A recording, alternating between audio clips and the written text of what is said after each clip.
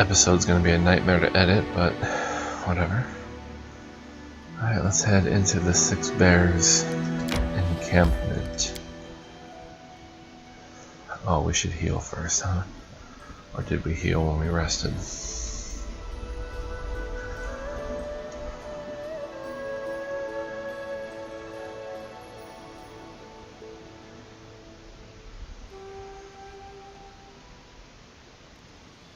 Just slaughter this whole camp. Amiri! She has the nerve to show her face among us again. We have suffered so much, and it's all her fault. How so, barbarians?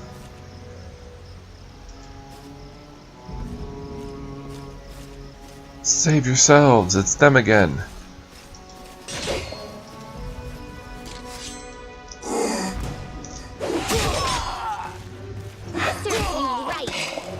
Six Bears never give up.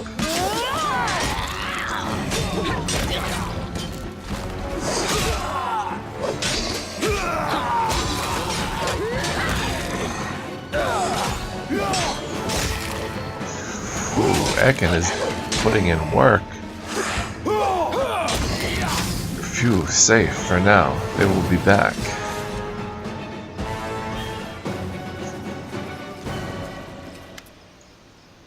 Nilak. As soon as you approach the camp, a bright-eyed girl in a long skirt runs up to Amiri and gives her a big hug. Amiri, you're really alive! Oh, the girl sobs and wipes her eyes. Everyone said you were killed by the giants, but I always believed you survived. And no one ever found your body. Amiri, I missed you so much. There now, stop crying. I'm alive and well. You know nothing can beat me. Here, meet each other. Nilak, this is Baron Asirius. He's something like a new chieftain for me now. Asirius, this is Nilak. She's the only decent person in my whole lousy tribe. Don't say that. Yes, the elders were mean to you, but you shouldn't blame the whole tribe. Having wiped her eyes, Nilak presses her hand against her chest and bows before you. I am Nilak, Songkeeper of the Six Bears. You must be the ruler of these lands. Forgive us for intruding into your domain, but we... Wait, really? Amiri interrupts her. You are really Songkeeper now? That's great. Since when? Nilak gives her a sad smile. I always wanted to be one. While you were learning to fight, I learned the legends. While you were training with the sword, I trained with the tambourine. But I was initiated during your funeral feast, Amiri, when we were saying goodbye to you and your party.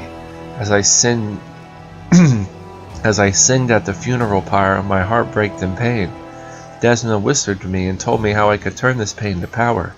Even the rocks and stones cried over the fallen when they heard my song that night. So you're a bard? Great, me too. We should share some songs when we have time.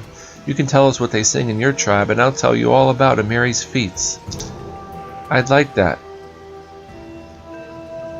Nice to meet you, Nilak. May both our tribes live in peace. We... Uh-oh. Who's this guy strutting in?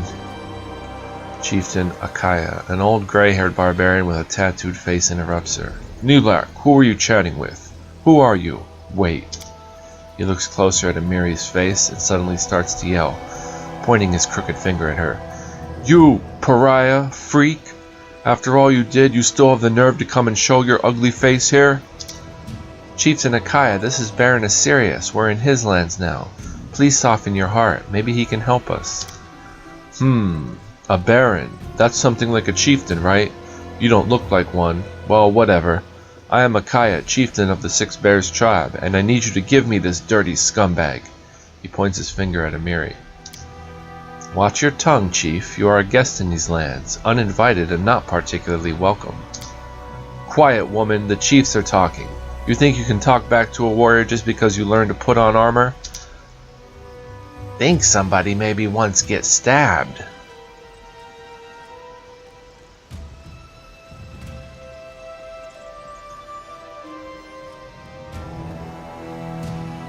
Amiri is no longer one of your tribe. She's with me now, so if you need something from her, you'll have to speak with me first.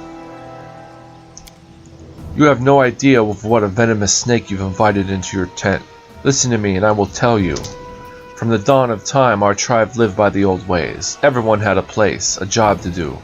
Men crafted and went hunting. Women bore children and kept the huts clean. These are the ways set by our ancestors, and we do not change it.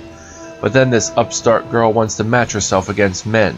She passed the warrior's initiation. She went hunting. But there's truth in the saying, nothing good comes from a woman with a sword. Neighbor tribes laughed at us. Look, there's a second chieftain in the tribe. Soft chieftain, girl chieftain. Must be the end of the 6 bears. And they were right. She brought disaster upon our whole tribe. Once a gang of giants came to our land. They scared our prey, attacked our huntsmen. So we decided to deal with them. We sent a group and she went along. For a long time we waited for this group to return, and we were searching for them even longer, but all we found were their dead bodies. Giants killed them all, everyone except for her. And then things got even worse. Have you seen those monsters? An evil spirit sends them, the ghost of a giant. He's the one who chased us from our lands. He chased us through all of Numeria. Even now he's somewhere nearby. Maybe he's just over that hill. He chases us, kills our people, and always says the same, bring the thief to me, find Amiri. The chieftain turns to Amiri, his face red with anger. He shouts, slobbering in her face. Now you understand? That's what your dreams have cost us. You brought a curse on our tribe, pariah. Now hand me your weapons and get yourself to the woman's hut. This is your place. It always was and always will be. We'll feed you to the ghost, and maybe then he'll leave us alone. And at least you'll atone for a tiny part of your guilt.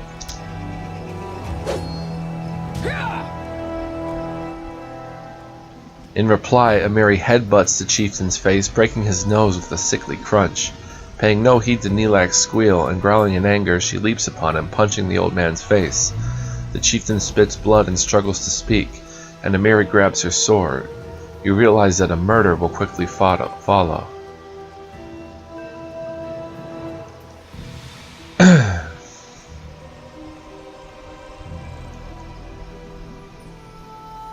Amiri, stop. Enough. He's already got what he deserves. Amiri raises her sword. Akaya shuts his eyes, but the final blow never comes. Amiri sheathes her sword, pushes the chieftain onto the ground, and spits on him. Get lost of my sight, you scumbag. Next time I see you, I won't stop at words. Nilak helps the defeated chieftain stand up and takes him into the nearest hut. The rest of the barbarians hurry away, hiding themselves from Amiri's anger. Panting heavily and swaying like a drunk, Amiri approaches you and puts her bloody hand on your shoulder. That old goat said some evil spirit must be somewhere nearby. Let's go. We find him and we kill him. And then we make them all go back where they come from. I don't owe to them. Nothing. And never. I don't want to see them never again. Dang, Amiri. I'll go ahead. Rock the chieftain.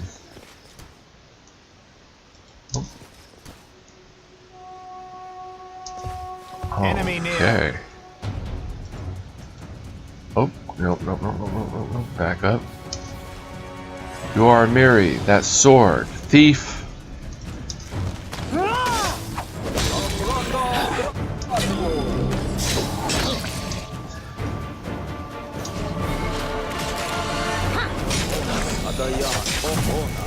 Come on, quickly finish him off.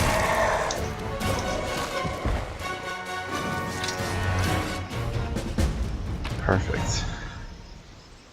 Great axe, banded mail, and some boots. Whatever's in here. Akbo. Invisibility. Curse of Deterioration. -4 on all attack rolls, saves, ability, and skill checks. Permanent. Will negates.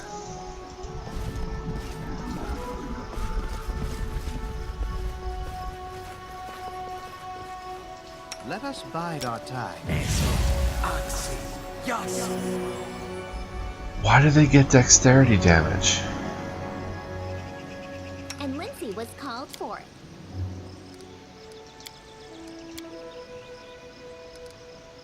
I don't understand that. And who has restoration? Anybody?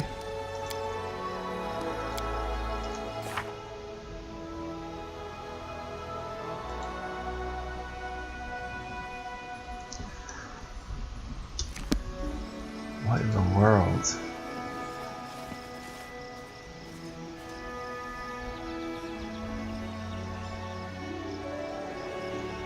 The path is clear. Why is his curing causing What troubles you? that?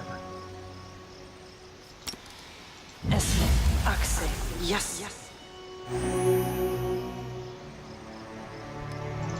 Is that because he's got Lamashtu's boon?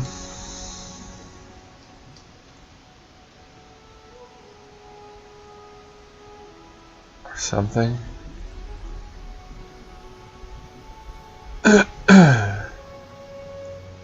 I'll have to ask in the forums about that. Probably. Let's look at what we picked up. Frost Great Axe, 3 to 19 plus 1. Banded Mail plus 2. Swiftfoot Boots. Boots increase the wearer's movement speed by 10. That's an enhancement bonus, does not stack with other enhancement bonuses. So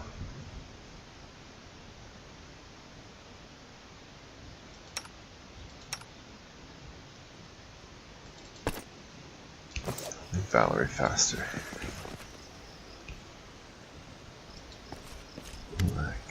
That's it. We're done with your evil spirit. We cut him into pieces and cast him to the wind. You didn't even try to speak with him? Amiri, we've already fought and killed him many times. It's no use. He always comes back. Oh, Amiri, why do you always slash first and think later? So what was I supposed to do? Lay on the ground for him? Let him eat me? Nilak, Amiri's right. There was no time to talk. Desna, why are you punishing me? Okay, Amiri's predictable, but what about you, Chieftain? You must realize every deal starts with a negotiation. At least you could have tried. Nilak shakes her head in disappointment. Amiri, I hope so much that after we found you, everything would be better. What should we do now? You don't like something? Come on, speak up, I can hear. Amiri bellows with unexpected anger. Nilak matches her anger. I'll tell you what I don't like. You left me. Thanks to you, I realized that a woman could do something bigger than scraping hides and cooking stew. I hoped you would become chief and I'd be your advisor, and together we'd change the ways of this tribe. But instead you just disappeared without even saying goodbye. I had nothing left to but become Akaya's advisor. Who led this tribe through the whole Numeria? Who do you think? Who negotiated with the other tribes? And who lived in the women's hut this whole time, serving dinner to the chieftain? And now we've found you. You ruin everything. Now the chieftain is angry. He's bound to do stupid things, and I won't be able to talk him out of it. Our tribesmen will die, Amiri, all because of your itchy fists.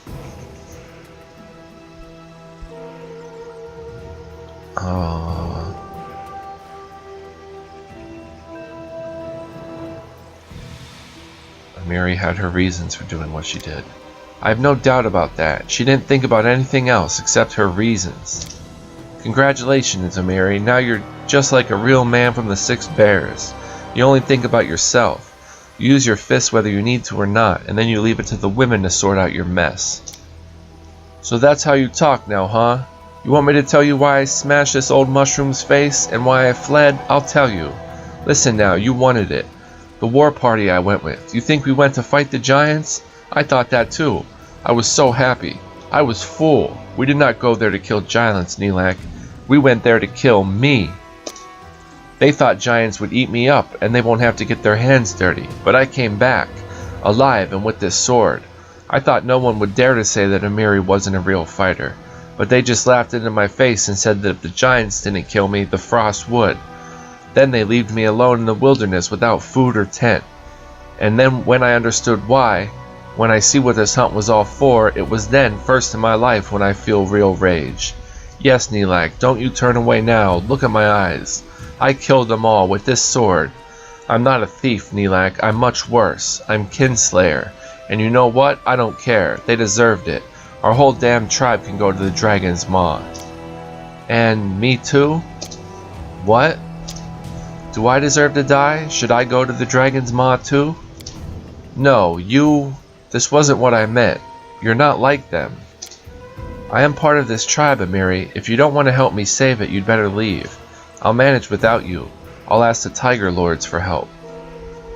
The Tiger Lord barbarians are a tribe of Kelids along Brevoy's borderlands who trace their lineage to an Age of Destiny band of conquerors that once swept from the realm of the Mammoth Lords to southeastern Numeria behind the warlord Armag. Even today they are the Kelid tribe with the broadest range of travel, providing mercenaries to such places as the realm of the Mammoth Lords in the west to Iberia in the east. The Tiger Lords draw their inspiration from dire tigers and revere an immense Smilodon named Speartooth as their totem. Mary spits on the ground, then grabs your hand in her iron grip and drags you away without saying another word.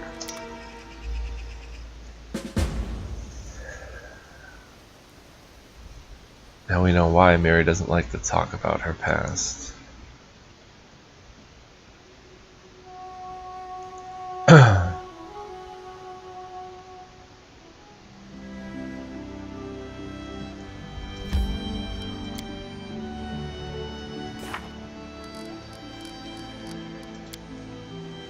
Now we finally know why Mary doesn't like to talk about her past. Her tribemen tried to get rid of her and fell by her hand instead. But what's the connection between her and the ghosts that haunt the tribe? Why does it call her a thief? What in the world could it want from her? At least for a while these mysteries must remain unsolved. After an unsuccessful, more like catastrophic family reunion, the Six Bears tribe returned to Numeria. But I have little doubt we'll be hearing from them again and from that mysterious ghost. Because if we don't, I'll just die of curiosity. Easier to ask for missions. Oh. I'm writing this as I stand in the printing house, right next to the new press. Its levers and gears glisten impatiently. Paper, ink, lead letters, everything's waiting for that moment when it can roar in joy, giving birth to its first book. The first, but far from the last. It's huge, like a siege engine, but so much more powerful. The power I now hold in my hands, the power of the printed word, makes me think of my responsibility. What will I say to my readers? What do I have that they need to hear? My head spins with all these thoughts. I'll think more on that later. For now I must begin my work. Does my press actually roar? Listen once it's started and edit later. As I suspected, our barbarian friend finds monster slaying a matter of personal pride. After she defeated the enemy, Amiri proved herself once and for all she's worthy of being called a warrior, and is ready to accept the Sirius as her chieftain. Everything worked out nicely. Mutual respect within the party is a matter of life and death.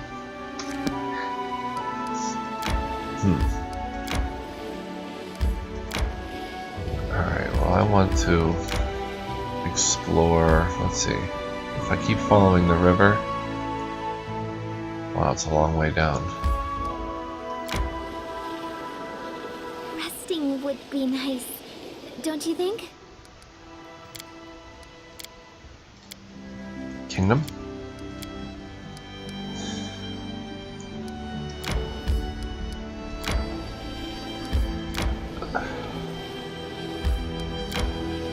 We should gather our strength.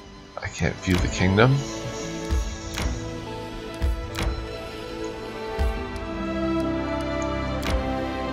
I'm not going to the Rillen spill. Should I feel until anything that spills there is my own blood? Come on, give me something good. That's it? Now we can view the kingdom.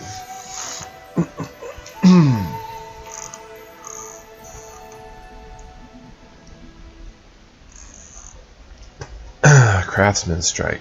Local craftsmen refuse to return to the workshop. The workers are demanding more money for their work. DC 22?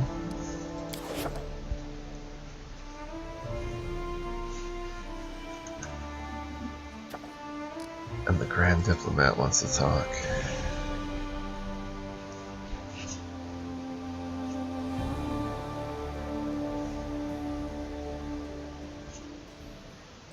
We'll head back to the capital now.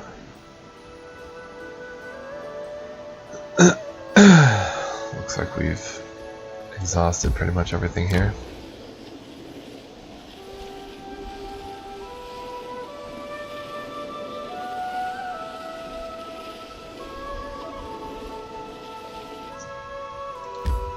Let's just go to the Kobold camp and rest.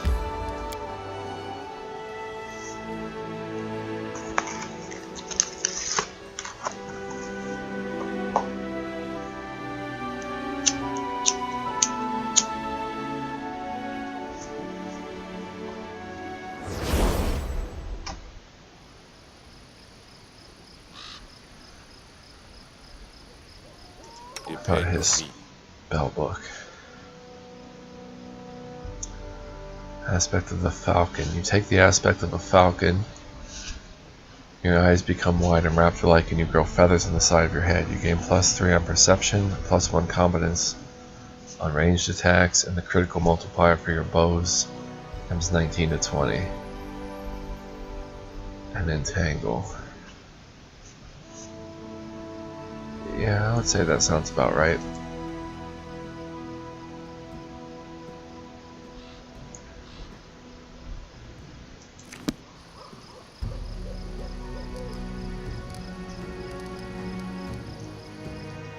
See, now my quick buttons aren't working anymore, and I'm afraid if I can, let's quick save and then immediately load our quick save. Because I'm having an issue here again. If I press the camp button, it's just gonna get stuck again.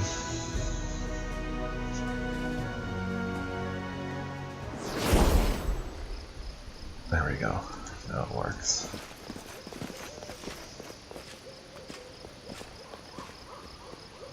Not a huge deal.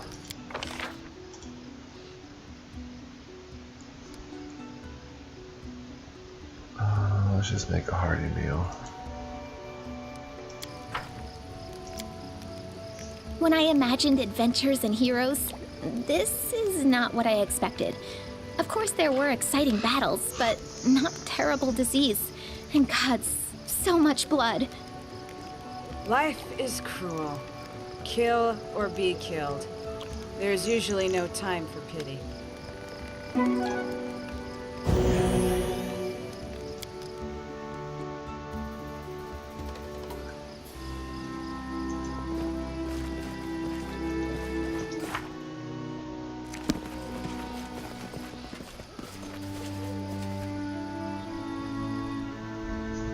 It's a cruel world out there. Wonder if there was multiple outcomes to that Six Bears camp.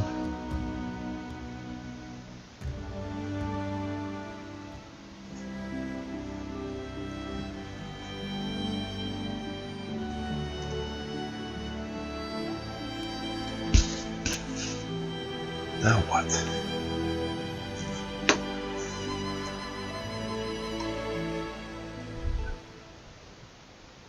Devastating raids. People have begun to disappear from the area. Today, one orc was found in the forest. She'd escaped from one of the missing was found in the forest. She'd escaped from a gang of half-orc slavers in the hold of Belkzen. The roving camp must be tracked and wiped out.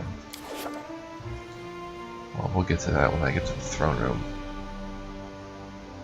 It's 28, so...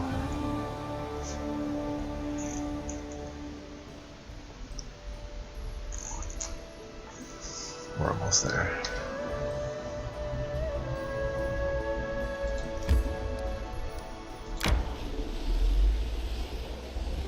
Need to build bridges.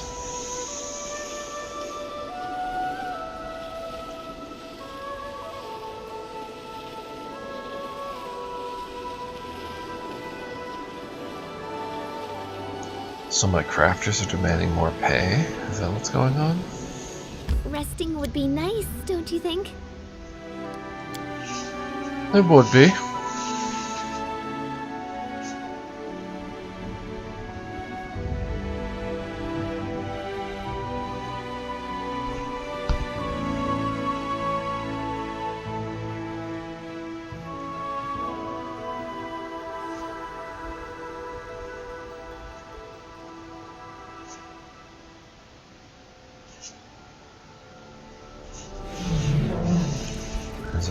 Diplomat now. Lindsay broods upon the letter she's holding in her hands. I received this today, an official letter from Razmaran with a trade proposal. The realm known as Razmaran was once just another turbulent, violent river kingdom, the Archduchy of Melkat, where leadership changed as often as the years. This ended in 4661 when the land was conquered by Razmir, a tyrant claiming to have ascended to godhood. It seems the barony has grown large enough to excite curiosity even in odd corners of the river kingdoms. It's just that, Lindsay sighs, I don't think Razmaran would make the best ally. Since their self-proclaimed self-proclaimed god Razmir rules there, tyranny has flourished across the country, and they think little of their neighbors. They just occupy any lands they can. If I were you, I would politely decline their trade agreement. Who knows, maybe it's a trick, although the terms seem profitable. Lindsay looks at the letter again. Tell me about this Razmir. He's a quirky fellow. He took over a kingdom and persuaded all the locals that he's a living god. He installed his henchmen in all key positions and now rules as he pleases, oppressing the population. Lindsay sighs. The more I think about it, the less I like the idea of dealing with him. He has repeatedly expanded the territory of his own kingdom by occupying his neighbors. Such an attitude towards other countries is seriously worrying. Reject this proposal. Lindsay catches her breath. Truth be told, I'm glad. I wouldn't feel good about dealing with a rascal like Razmir. Indeed.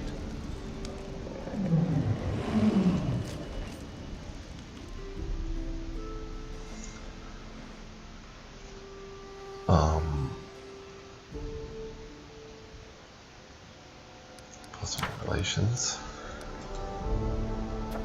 Support the Grand Diplomat. Trade agreement with Gralton. By abolishing all trade tariffs on imported goods from Gralton, we will forego all immediate profits. However, this will provide a sound foundation for stable long-term growth, +5 to economy. And with Gaul, speculation allows the cunning and experience to turn a profit even in times of strife, brings in up to 2 BP per week at times of unrest. The worse the unrest, the more BP the agreement provides.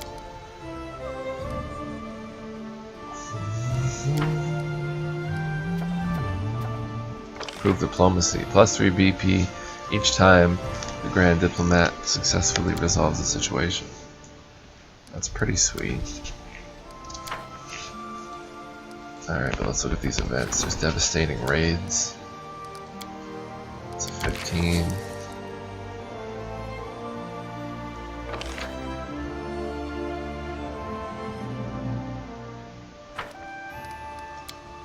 Craftsman strike, we can't send anybody on that. Let's send Casil to do this. And let's get working on the improved diplomacy. Lindsay. And finally, let's quick save and rank up. Oh, we can't really rank up anybody.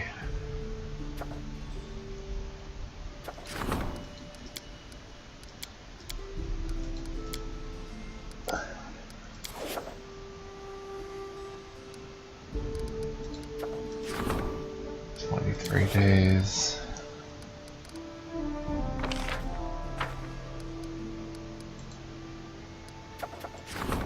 That's a 25, 6, 6, 6, 6, 6, 6. Alright, well.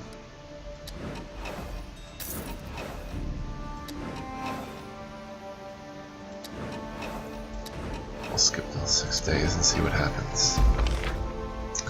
Every little bit helps. Triumph.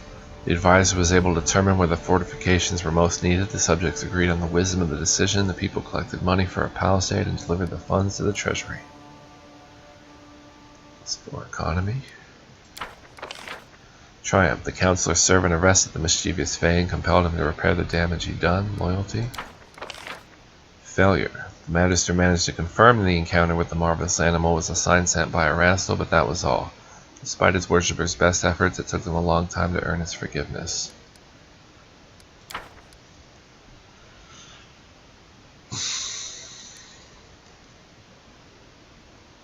So let's see in those 6 days if we've got anyone visiting the capital.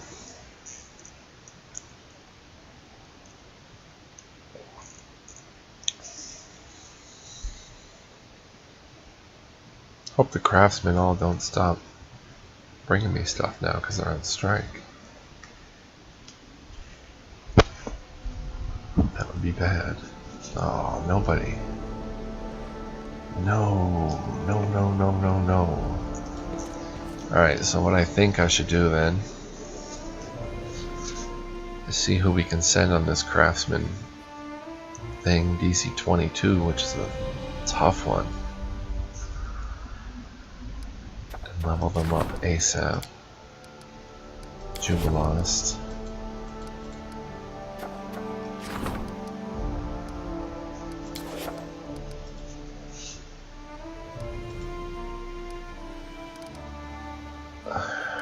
Let's rank up Jubilast.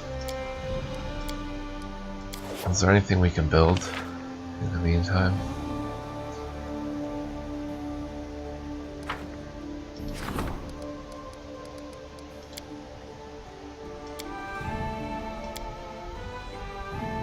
North Marlston seems like he can get a few things built.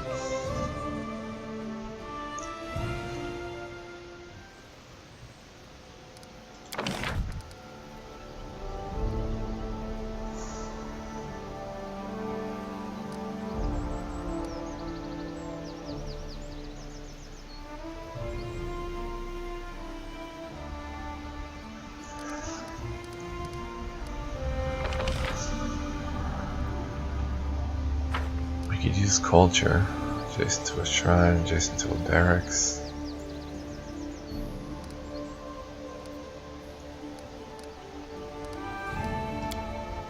Let's go here.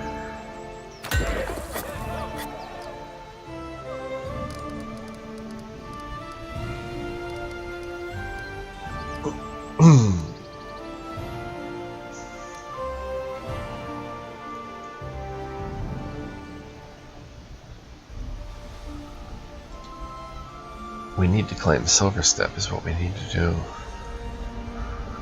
It's going to be hard if the crafters are on strike though.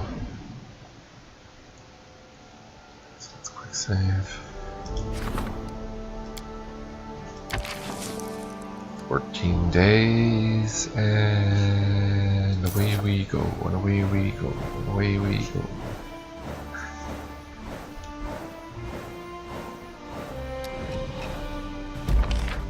Success. Cassiel's training is complete. Success on improved diplomacy.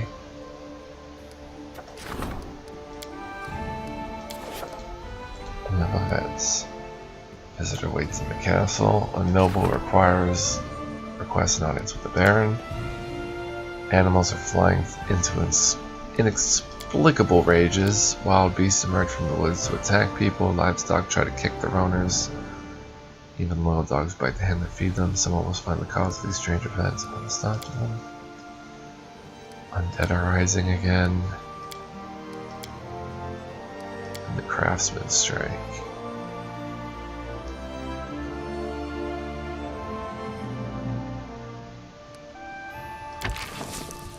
Come on, Jubilast, I have faith in you. Devastating raids end in 5 days. We can send him to deal with the Undead Rising.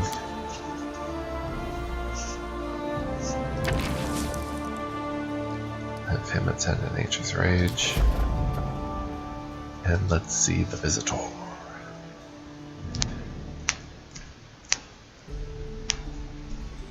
Who would like to talk to the Baron today? Baron is here to help you, okay? Rhyming with the goblins after drinking all their toad ale. It was worth it.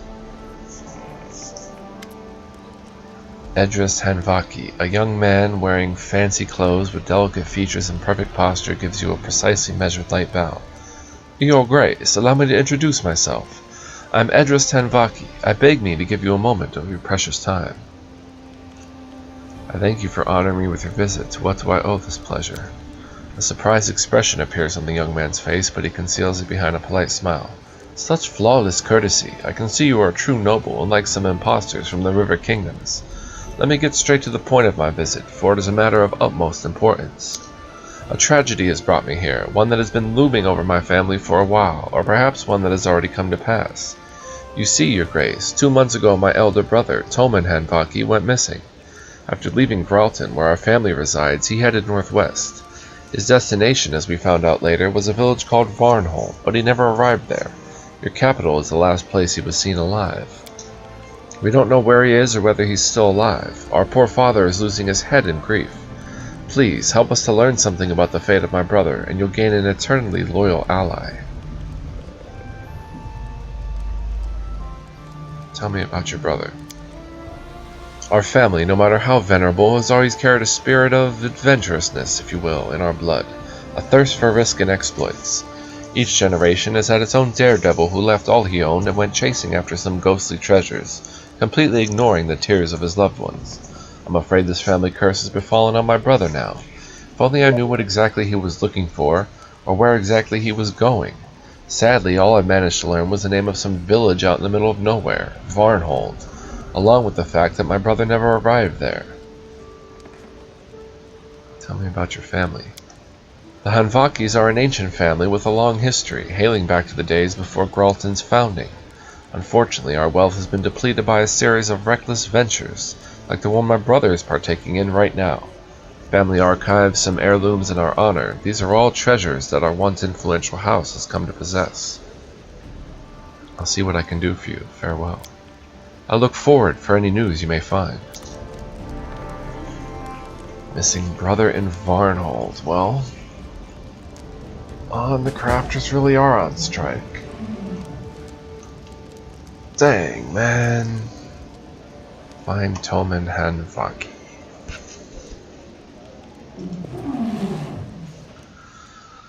Well, let's make sure our kingdom affairs are ready to go.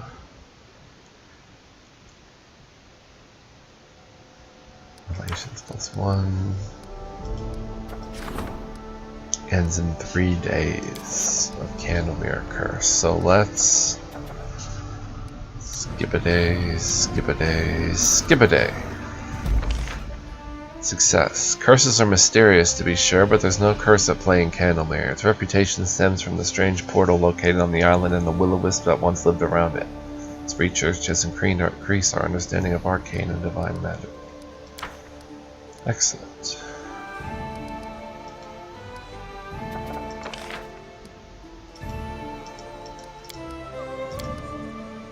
Tavic Nettle.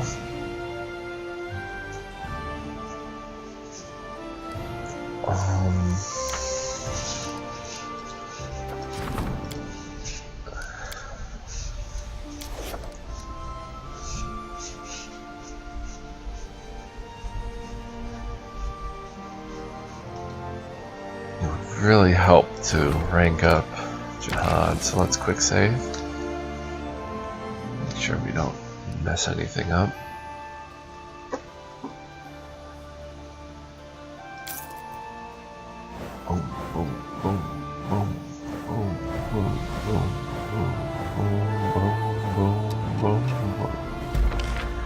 Success. Triumph. The barony's troops located the slavers' camp and our soldiers destroyed the evildoers and freed the slavers. Wow. Excellent. Failure. Treasurer found a manufacturing solution in Gault which would lift a significant burden from the workers. Sadly, the locals didn't see the great value in the proposal, instead made the advisor a laughingstock.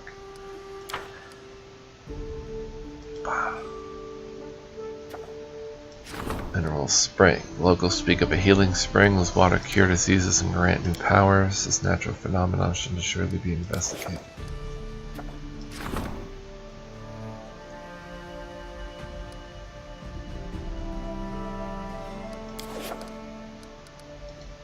Training. Strengthen Jihad's skills.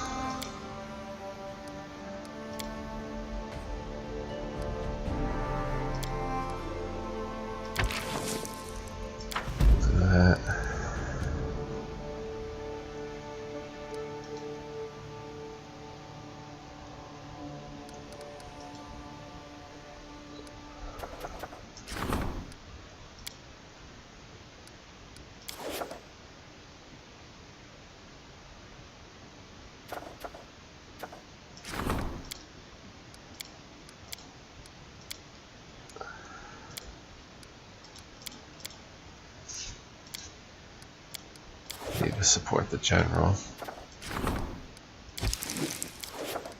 So let's rank up the general as well.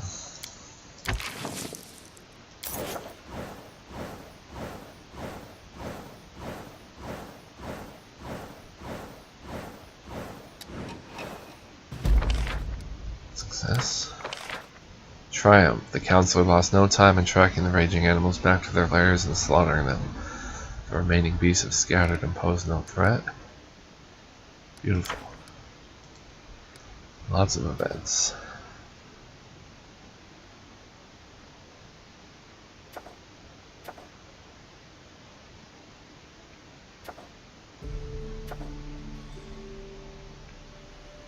Wow, look at all this stuff.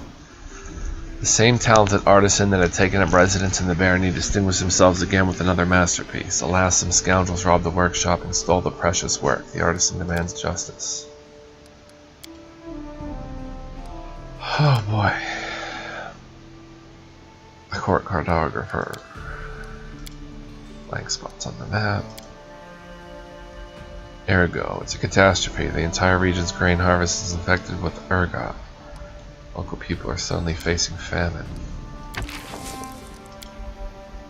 Temple for the people. Your faithful people have raised a large sum of money to build a sanctuary. Now they only have to handle the funds wisely and see the work is done. Still life with lemon peel, drawn by local artists, was celebrated by the connoisseurs and art lovers. Such a masterpiece cannot go to waste.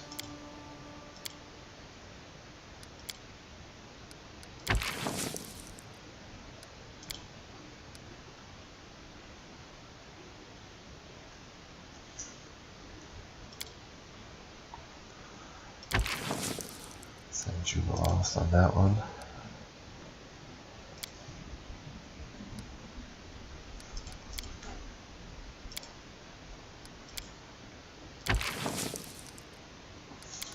Gets to go.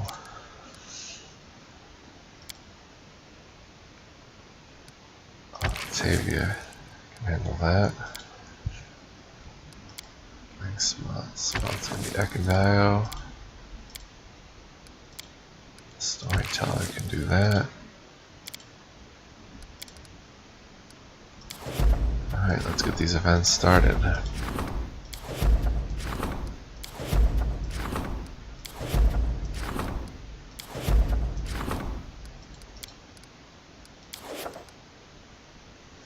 Now,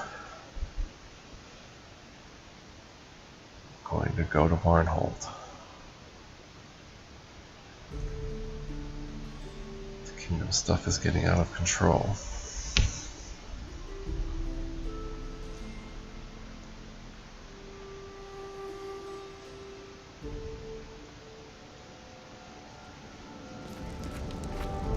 Oh, the crafter's not on strike anymore? Bakken gave me an acid oil. Thank you, Bakken. Crafters are back. Chemo gives me a composite short bow. Like something specific. What a spear. I will do it. Chemo coughs in his fist, clearly embarrassed. I almost forgot. Please come and talk to me. I have to ask you something. Something personal. Red as a lobster, Chemo leaves the room.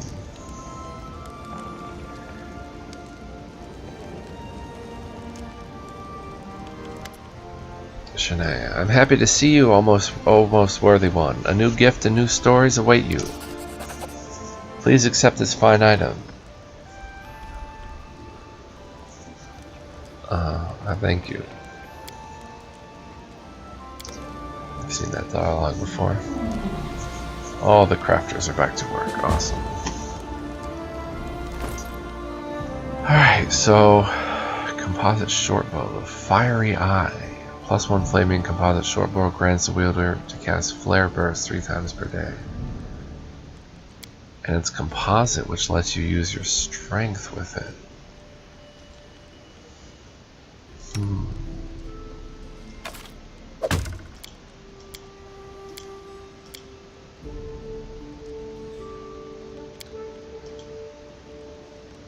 Damage with the bow. So that doesn't actually add into this calculation. So this may say it does 9 to 29. This does 7 to 17, but 7 to 17 plus 3, so I'm like 10 to 20. With a higher attack rating.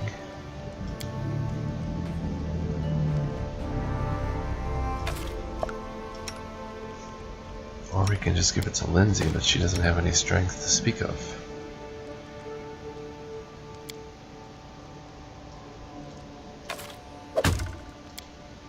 That's at least better than what she's using.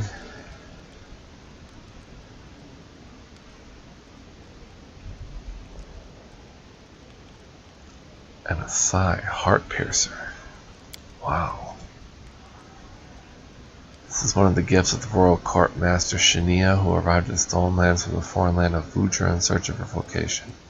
Its +3 agile psi grants its wielder a +2 luck bonus on initiative rolls. Whenever it lands a hit, it makes the target bleed for 1d6 HP per round. Bleed will continue until the target receives magic healing or leaves combat. You can apply the Dex modifier if you have weapon finesse. It's +3. Now that would be something I would consider giving to Knock Knock.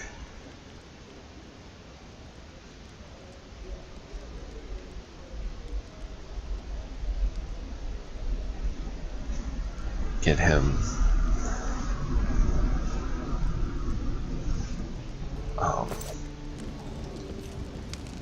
proficient with the Psi, because we're going to be getting some strange Vudrani weapons.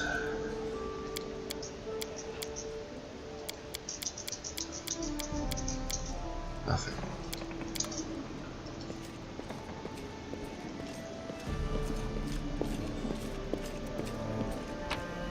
So we'll search for this guy's brother. Sly will hang on to, this other stuff will sell.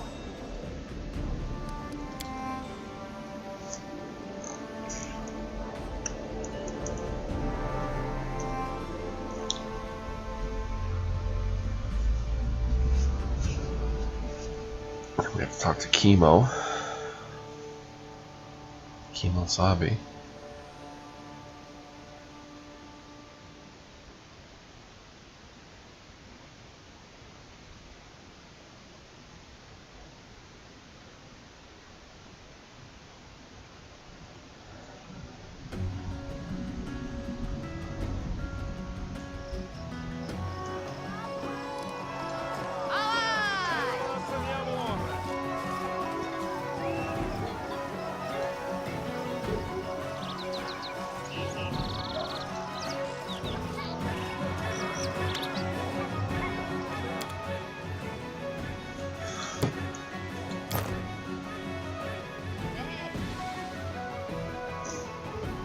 Channeling 2d6. Still pretty good if we come across a lot of undead. Paragon of Winter, cold resistance 30, and vulnerability to fire.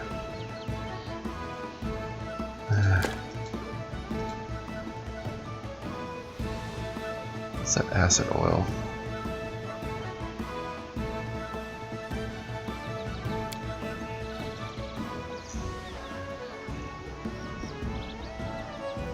Seven minutes long, and it just makes your weapon acidic.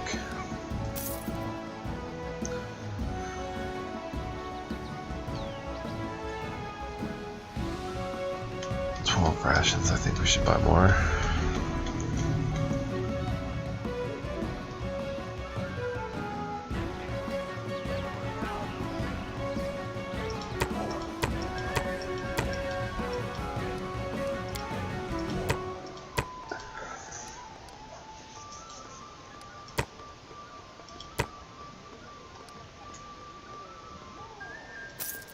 So we're going to take the same party.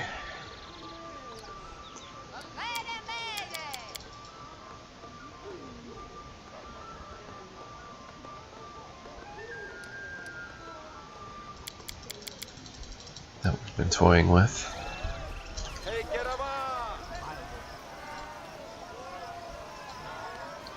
I guess I'm gonna save here. I don't know if this has been a very long episode.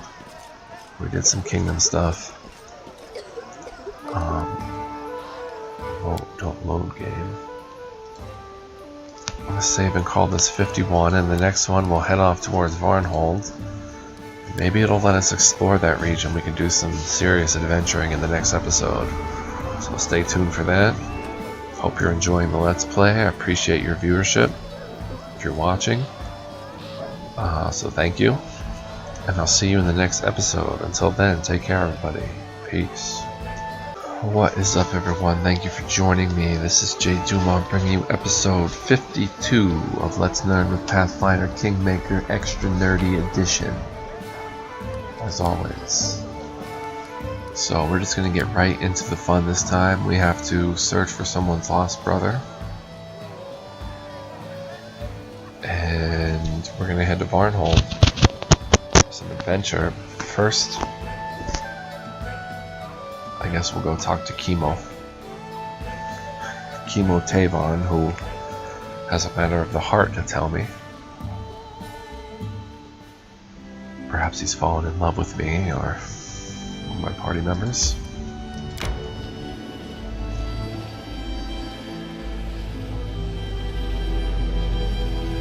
Let's see what go on here.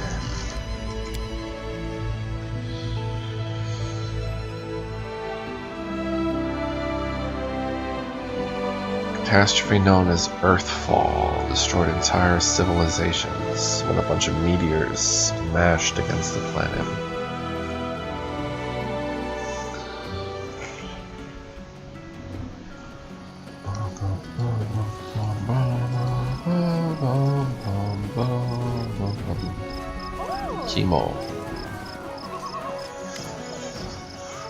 Chemo smiles at you absentmindedly. Good day!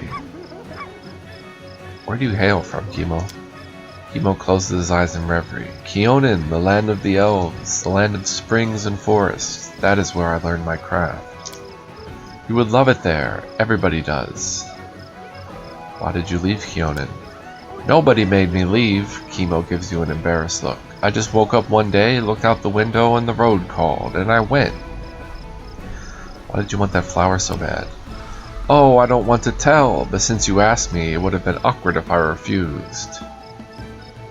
And? What? Are you going to tell me or what? Well... Say nothing. The elf awkwardly picks at the ground with the toe cap of his boot. Chemo. Alright, the elf takes a deep breath. I am in love with a lady in the forest.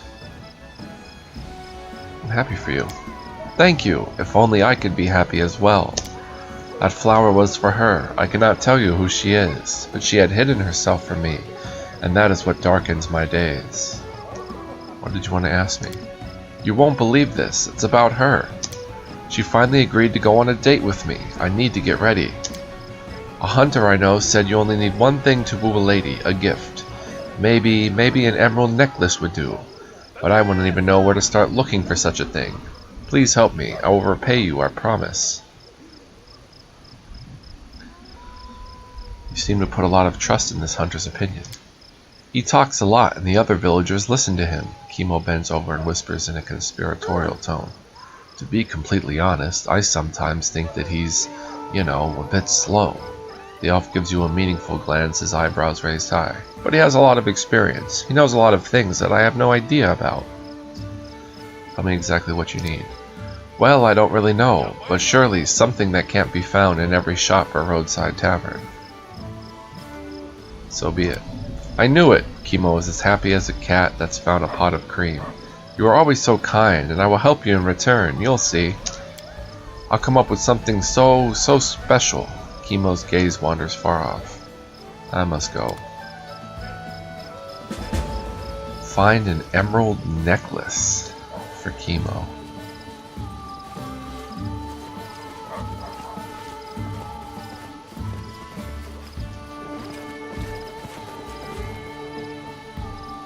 Where am I to find an emerald necklace? I have emeralds.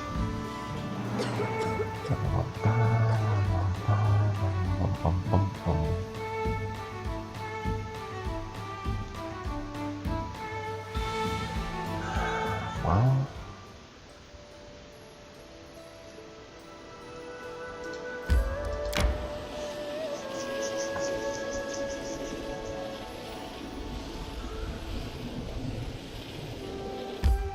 let me pick up my emeralds, I guess.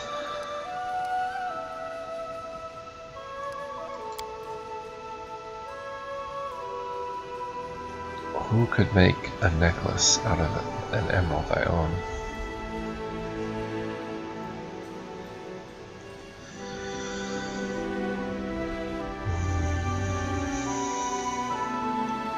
Valerie? No, she embroiders.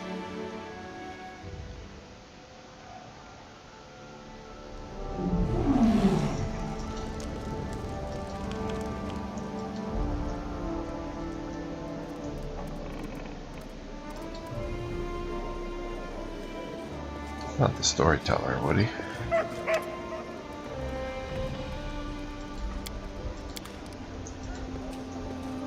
An emerald necklace. Any quirky? Grab my emeralds. Can I make one myself?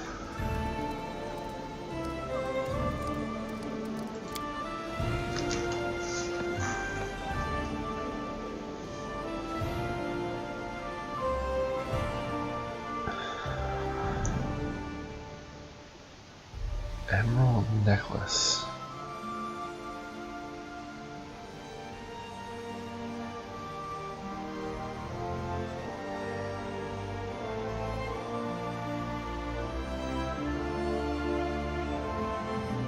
What if I just give the emerald to Chemo and say, here, make your own necklace out of it?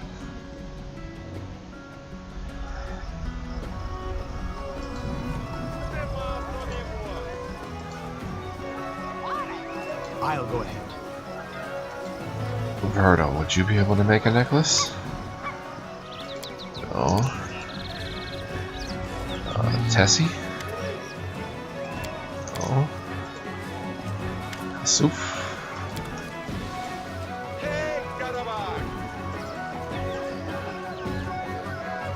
Jewelry, a jeweler. The path is clear.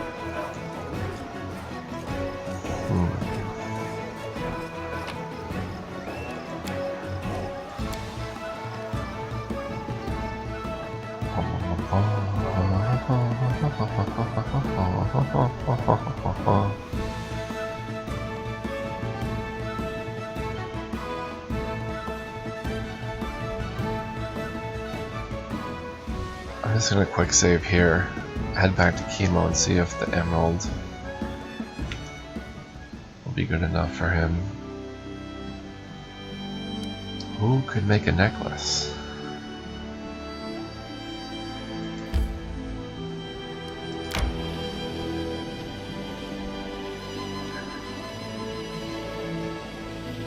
Can't think of anyone who'd be able to make a necklace.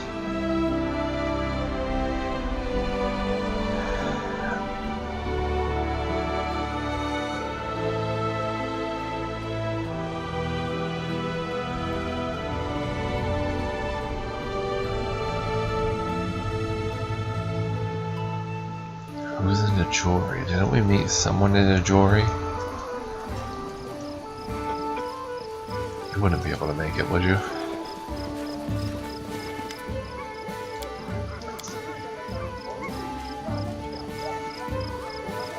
I have an emerald, bro. Can you make your own necklace? No.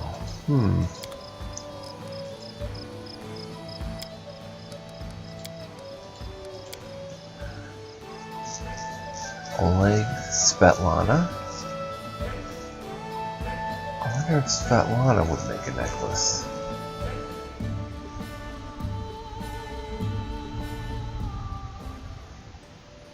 Let's see what the journal says.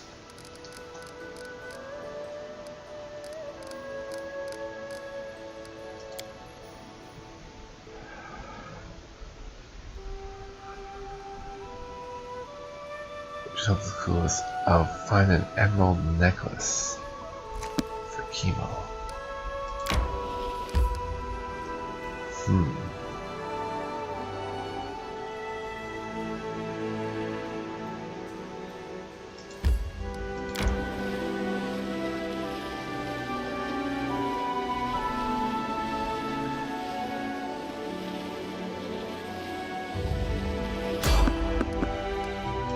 Fight!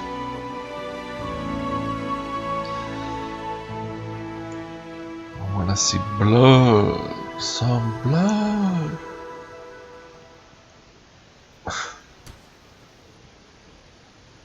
Whoa.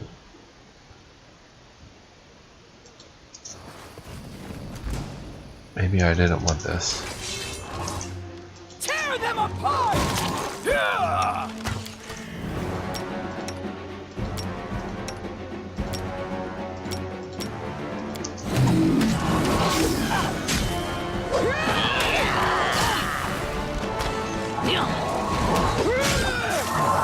We're getting them, but it's costing Valerie. Come on. Come on. I can't keep this up much longer. Don't you have cure serious wounds? No.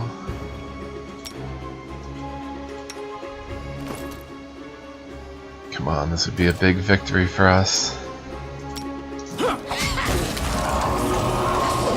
Got one of them. I require healing. Do it again. Do it again. 2 Elder Fire Elementals.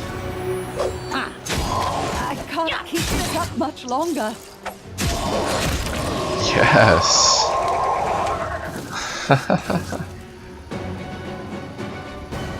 How much XP? 180. Oh, Valerie's on fire.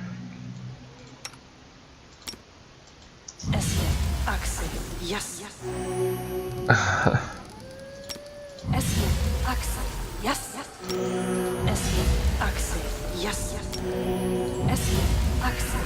I think I'm evilly possessed, aka Asirius, I'll go ahead. and anytime I touch somebody I'm going to lower their dexterity, so that's a bit of a bummer there.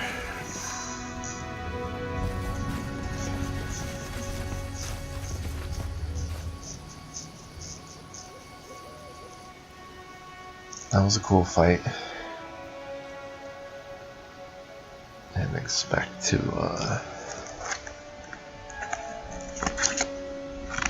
run into those. I ran into those in previous runs before and they just wiped me out. So that's a pretty good sign. We're on the right path here. Continue.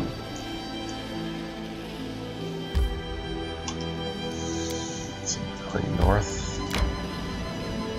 to Varnhold. Can we actually explore now? We can! No, we can't.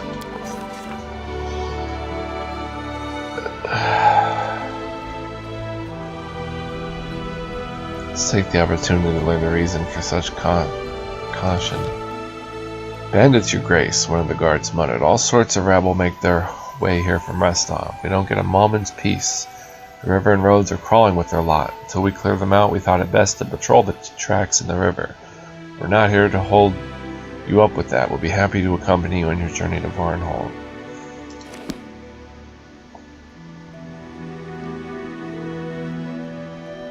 Well, why are we going back to Varnhold? I want to explore the Varnhold area.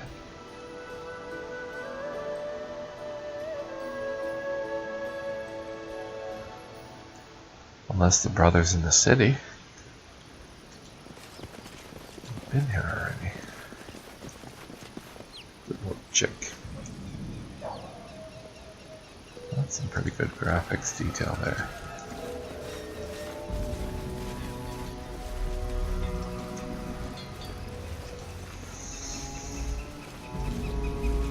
Magar. Give me your blessing to explore your lands. I want to explore your lands, Magar.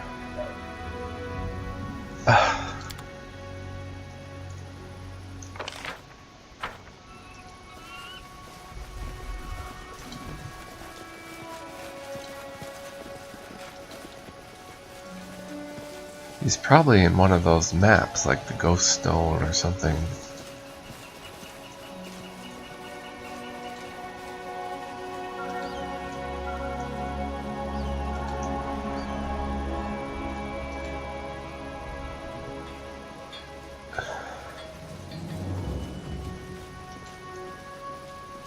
So we've been in Varnhold already.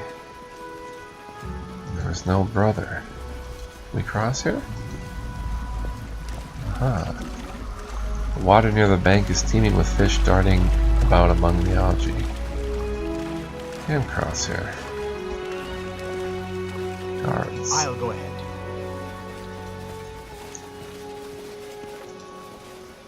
Well, guards.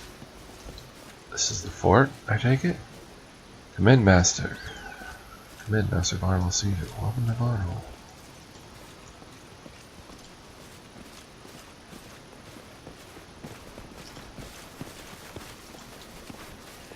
Come in where? There's nowhere to come in. The path is clear.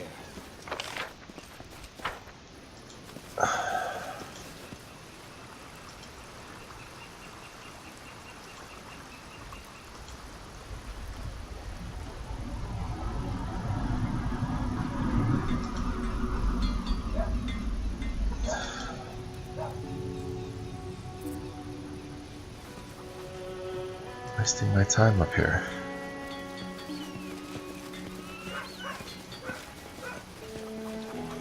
Kitty? Priest, do you know anything about a missing brother?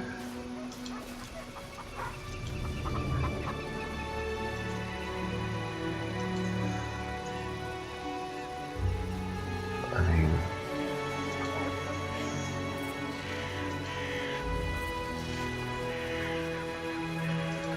I don't need potatoes, boil and mash them, stick them in a stew.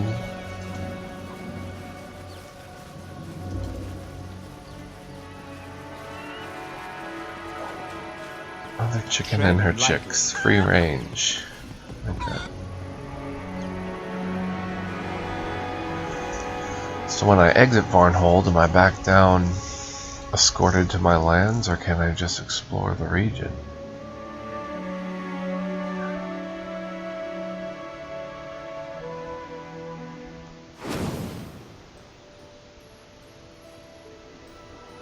I'm back here again.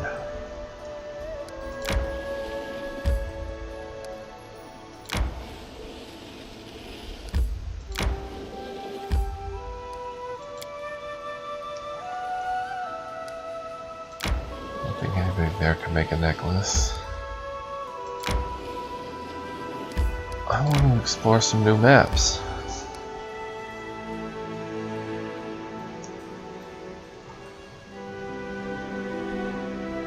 There's so many maps over there, but I can't explore any of them.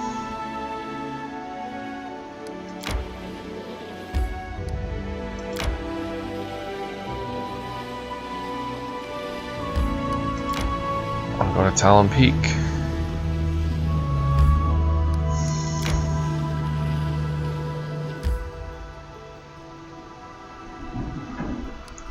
Aye.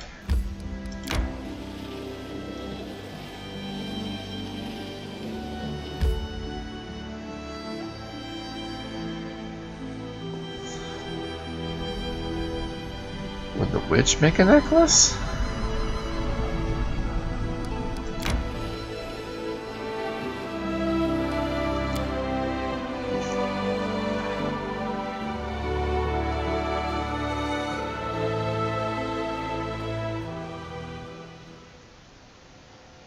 Men's dexterity. There's a gang of petty illusionists in the land. They're passing off copper coins as golden ones. Nothing we can do about it.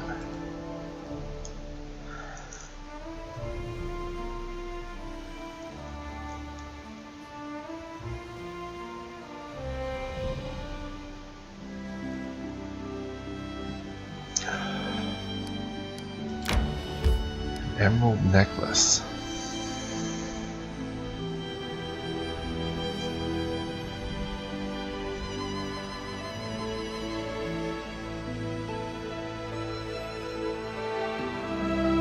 Who in the world could get us an emerald necklace?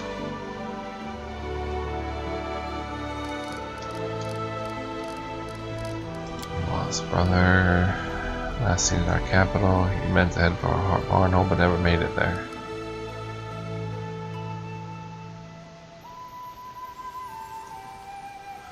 There are two types of people in this world. There's a type of person who, upon hearing of hungry monsters roaming the ruins of a lost civilization, immediately picks up their backpack and makes their way there. Then there's the other type, people who hear the same thing, get a chill down their spine, pour themselves a cup of cocoa and snuggle down by the fireplace. The noble house of Hanbanki mainly consists of the second type, but there are the occasional daredevils among them, eager to leave the mundane life behind. Oh, search for adventure. Lawbringer. Dragon has all the parts he needs. All he needs to restore Lawbringer.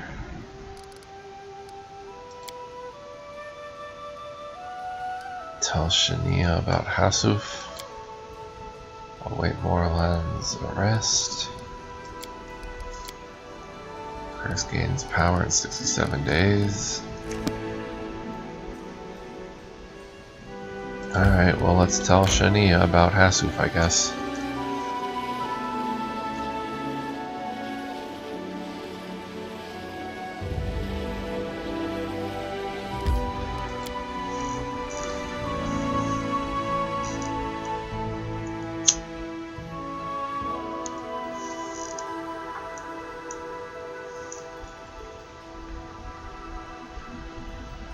Will-o-wisps are well protected against magic attacks, however you can hit them with magic missile.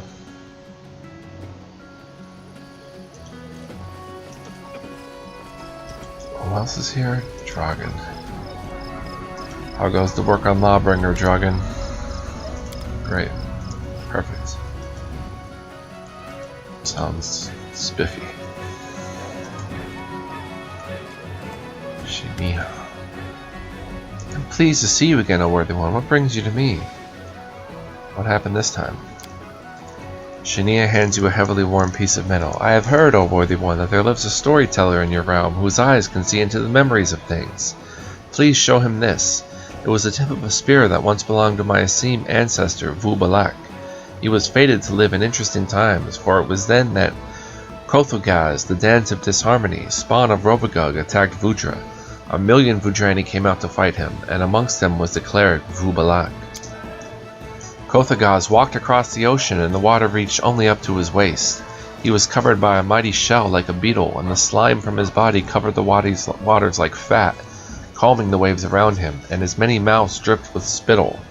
Kothogaz cried out, and the putridity of its breath made creatures faint, bleeding from their eyes, their nose, and their ears, while the monster's saliva burned through everything it touched. Trust me, for I have seen stones who were touched by this poison. Vu Balak, however, called forth the priests, and they cast their magic. The ocean boiled, and Kothogaz began to boil in it. The whales came surfing all around him as he screamed, and his chitin hardened, becoming more and more fragile, until it finally cracked and crumbled. Finally, Vu Balak saw the heart of the dance of disharmony. He jumped so high that his mighty body blocked the sun, and the stars shone in the day. He then threw his spear and shattered Kothogaz's heart into 101 pieces. We have managed to get some of the pieces, but not all. Perhaps if the storyteller were to read the spear's memories, he would be able to tell where the other pieces went. I might collect them to honor my mighty ancestor. That would be a truly heroic deed. Perhaps the path of a hero is what fate truly has in store for me.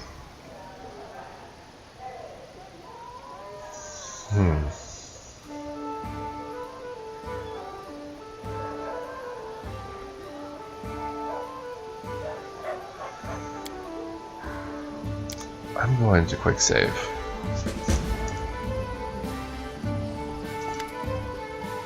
And tell her the truth. Hasuf tore the letter into shreds, all the while cursing your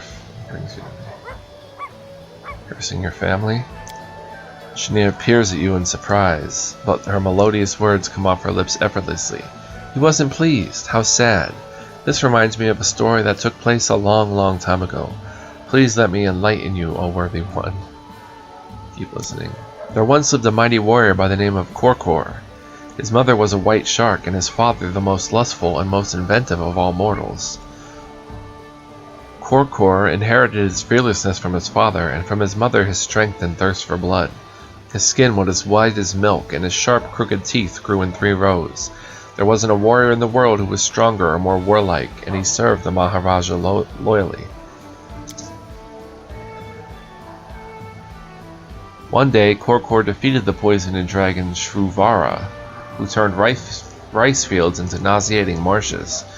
But Korkor did not notice that Shruvara had scraped his white skin with its talon. Infection entered the hero's body and he grew weak. He lied down to rest and remained there for 1,000 years. Nothing could awaken him, even all the strife brought on by the fight with Kothagaz, the dance of disharmony.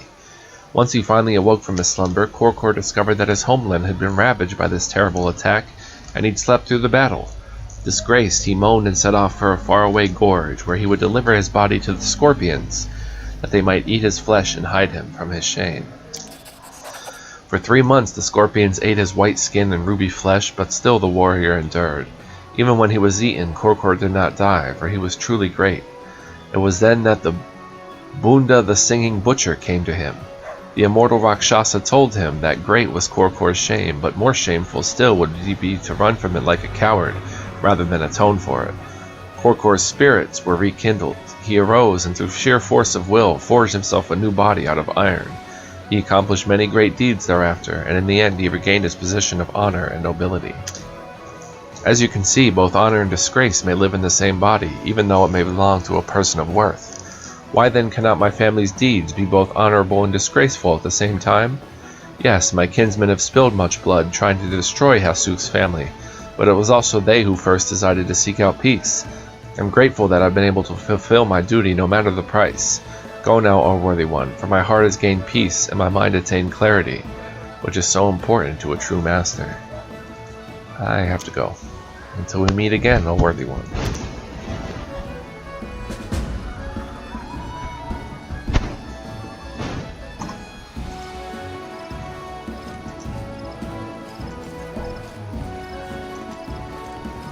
Find an emerald necklace. That's still bugging me out because where are we supposed to find that?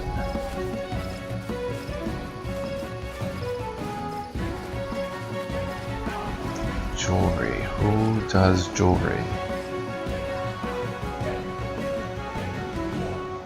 I suspect it would be Svetlana for some reason.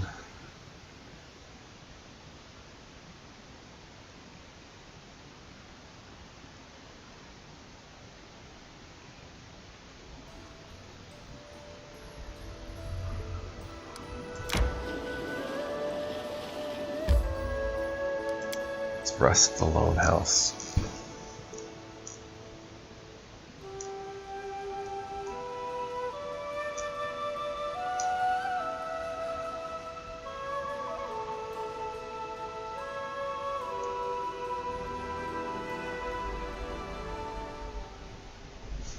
I'm hungry. When we stop? Right now, in fact. Eat some of our tasty rations.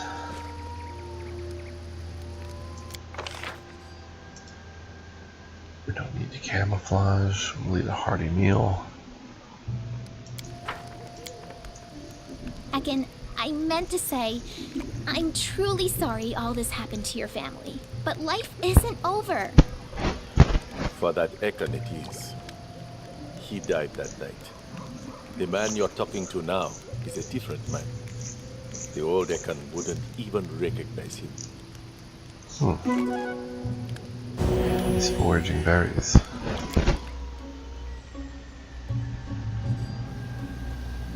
I'll go ahead.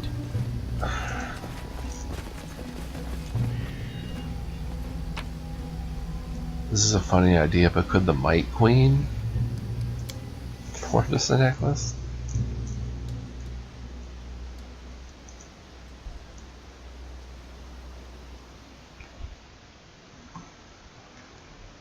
Maybe someone we just haven't met yet.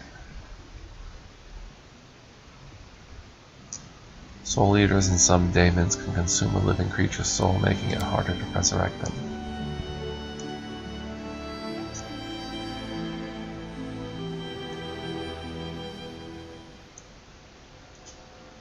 Well, Jahan's training is complete.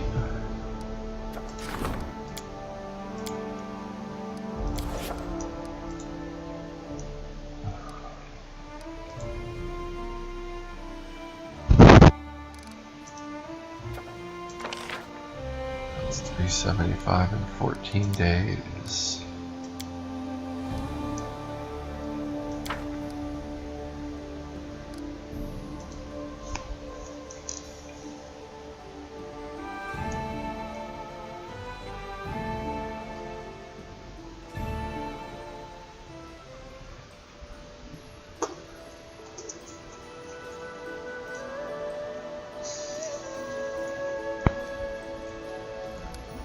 I don't know who can craft a necklace.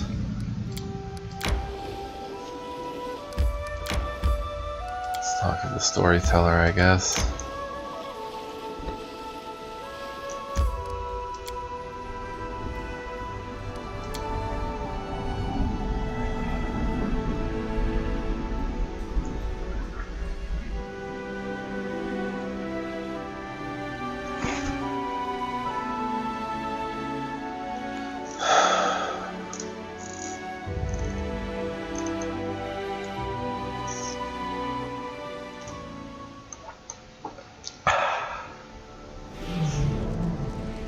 Oh, hello there.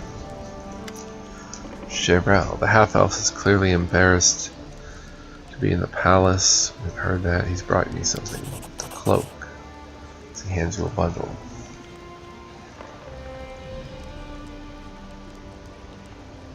Thank you. I hope to see more proof of your mastery in the future. The half-elf blushes and bows hurriedly. Oh, and about Mulholland. I reported his crime to the guards. However, someone must have warned him. He escaped. He has eyes and ears everywhere. I'm afraid your personal warden is the only one who can find him. Chevrel is shaken by righteous anger. I pray to Torag not to let him make more mischief before the guards find him. And I pray you don't let him go unpunished. New event, hunting for Morlan.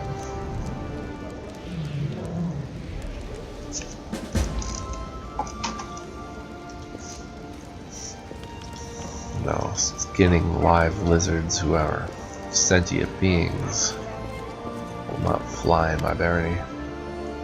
Avudrani asked me to show you this spear fragment. Can you tell me anything about its owner? The storyteller touches the spear fragment. When he speaks, his voice sounds weak and depressed. We've been walking for 10 days. The caravan's owner is swearing and scratching himself. Seems the fat slob got some bad mosquito bites. I think he's regretting his decision to bypass the border guard through a smuggling route. Half the porters have upset stomachs, likely due to drinking water from the stream I found yesterday. I guess there might have been a reason it reeked. I walk in the front trying to seem respectable and intimidating, otherwise they might realize I'm lost. Trouble really started 3 days ago. I only saw the map once, but there was definitely supposed to be just one path here. We found dozens. Only an experienced guide would be able to find the right one.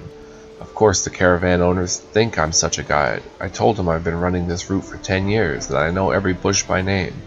I really needed the money. They won't let me run up my tab anymore.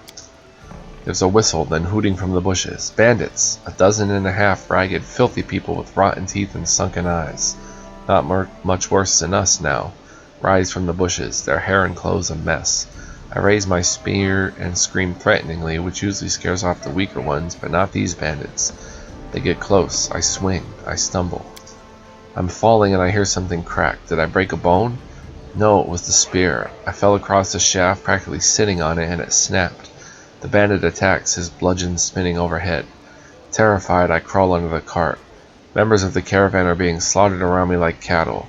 It was an evil hour when they chose to trust me, Vu Balak, a sham guide, a drunkard, and a sad coward, who inadvertently led them all straight into a bandit ambush. Storyteller handed back the spear fragment, his forehead covered in sweat.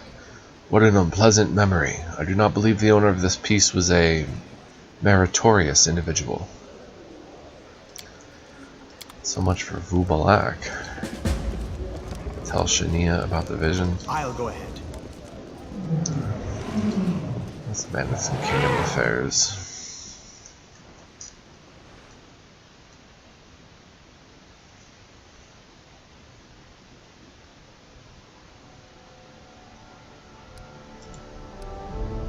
Hunting for Morlan. Carry out the investigation of the mysterious disappearance of a craftsman from the capital accused of murdering intelligent lizard folk for money. The guard sent after him will discover Morlan's whereabouts and then let the Baron personally confront the villain.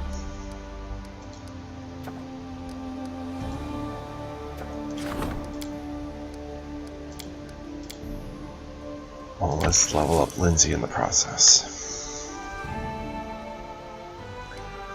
Although, how quickly does Ekin get back? 15 days. Okay, good. Boom. Barony alignment.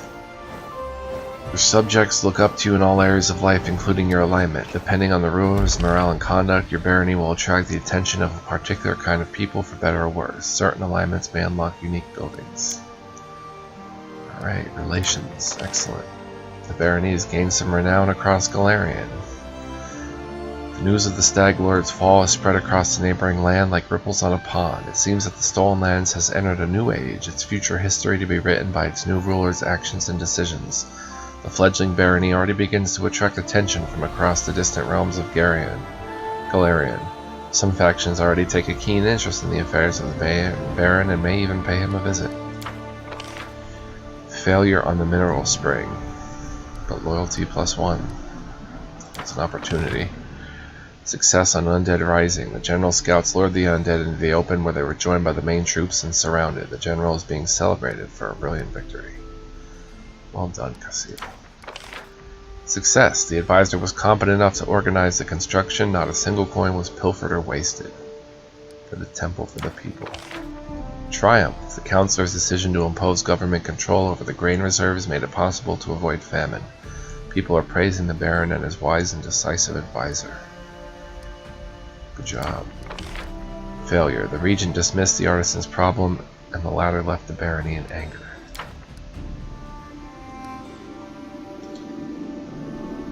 General requests an audience. Freed sword. Several peasants have decided to abandon the field and become warriors, seeking careers as mercenaries. They could be persuaded to join the army. They'd make excellent soldiers. Octavia and Ragongar have spotted someone suspicious.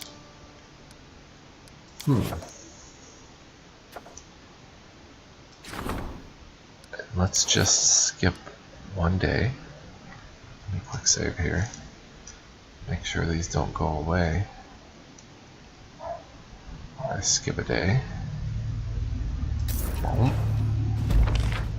Triumph. The curator succeeded in opening a personal workshop for the artists in the capital. The studio has become quite an attraction for nobles, artists, and wealthy idlers. Lots of culture and economy. Unfortunately, the Warren failed to make use of this opportunity for spots on the map that appear outdated. I wonder if he succeeded, if new areas on the map would be unlocked.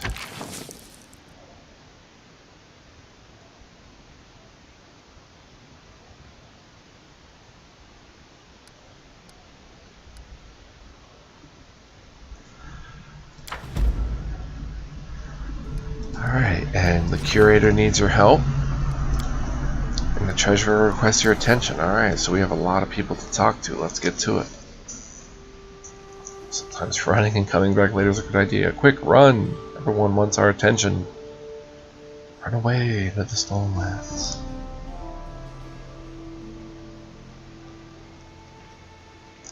Everybody's seeking an audience.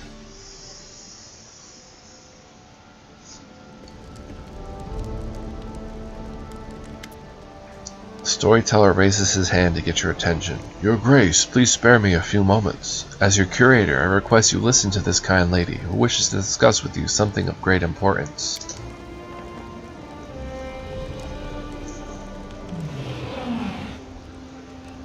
Rikri Sharvan, the Aasimar bows. The young woman is wearing simple clothes but carries herself with dignity. My greatest respect, Baron. My name is Rikri Sharvan. I am the leader of a small group of enthusiasts who wish to enrich life in the city. I come to you for two reasons, to tell you about our cause and to ask for your support. A while ago, an idea emerged in our ranks. Even though there are many ways to entertain oneself in the capital, there are still not enough cultural events taking place, such as artists are starved for money and audience. Even as artists are starved for money and audience. Thus we've decided to form a society for the appreciation of fine arts. Every member pays a modest monthly fee and in return gets to vote which event the society should fund each month. Just imagine, the community will finally be able to organize exhibitions, performances, philosophical debates, concerts, and do this all on its own. We will inspire our friends and neighbors, but in order to provide an adequate reward for our most distinguished artists, we shall need to attract more members and increase our funds. Rick folds her hands. All we ask of you is a little support. Any funds you can spare will be most welcome, of course, but we especially need your help in founding and promoting the society and organizing the events. It will require a great effort to make this dream come true. The Aasimar bows. Thank you for your time. Please, if you decide to support us, send us a message through your curator. And whatever your decision, I hope your esteemed advisor will honor us by taking part in the opening ceremony. The storyteller cocks his head. So, what shall I tell Lady Charvet? To my mind, these people need our guidance and attention more than they need our money. We should inform all the city of this newly founded society and assist in the collection of membership fees.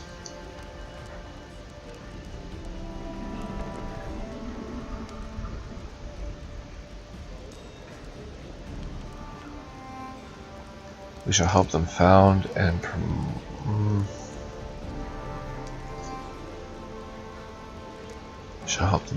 promote this society. A most wise decision.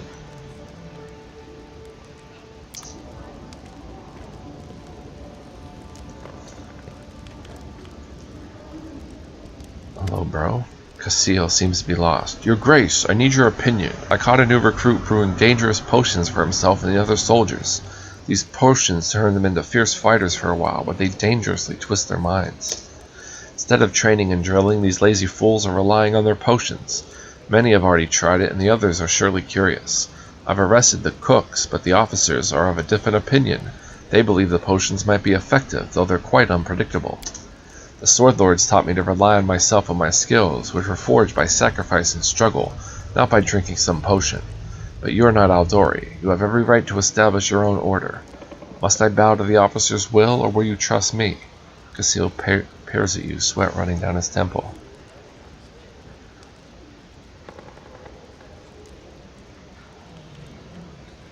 What is the potion's effect? Is it dangerous? The stuff makes your arms stronger and your vision clearer, but it clouds your mind. It befits a savage, a goblin, or a bandit, but not a fighter who goes to battle with a cool head.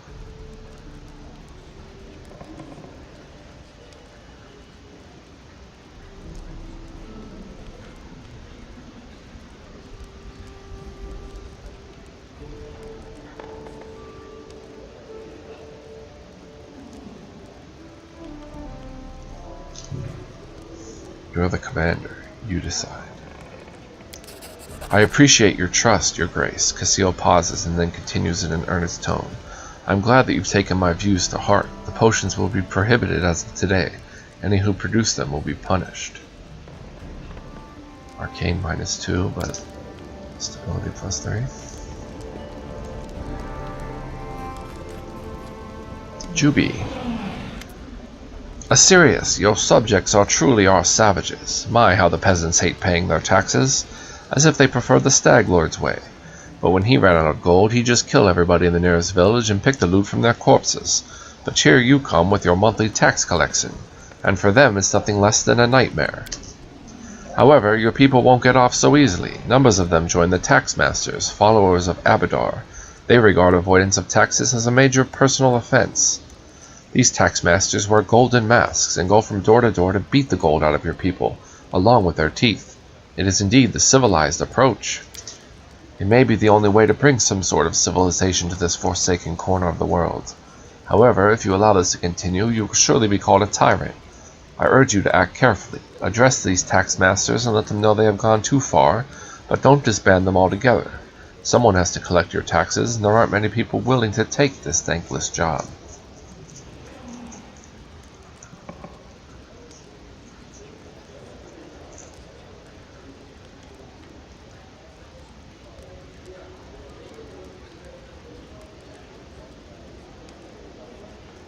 Order these tax masters to stop oppressing our people. I see your strategy. You'd rather be broke so long as you're loved by the crowd. I sincerely hope your soul is warmed by the happy cheers of these pathetic tax evaders. Yikes.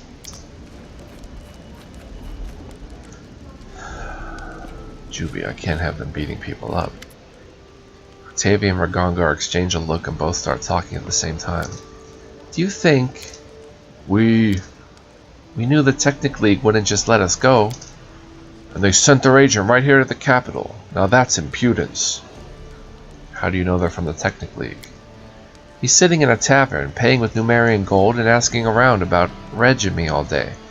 Even if he's not spying for the Technic League, we have a few questions for him. What are you planning? What do you think? Once you get someone outside, it's not hard to beat some information out of them. Reg, that can wait. I'd like to start with a chat, try to find out what exactly they have planned. They wouldn't just send one agent in, and wherever the cronies are hidden. That's where we'll find the big fish. Ragongar slams his fist into his palm with a grin. Alright, let's go find out what the Technic League's doing here. Great! We'll wait for you in the tavern.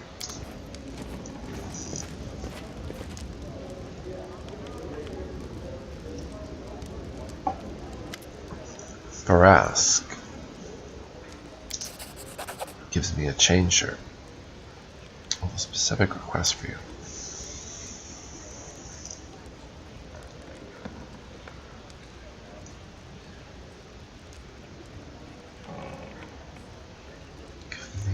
Forget it. Make whatever your heart tells you to. Gladly. When a weapon or armor is made for a good fight, the work does itself, and I know that many great fights await you. I've heard a lot of this dialogue already, so... Alright.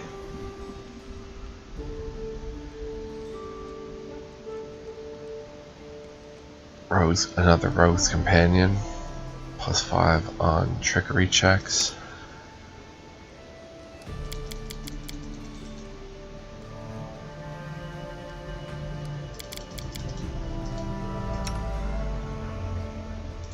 She can wear it. Her trickery is pretty good, really good.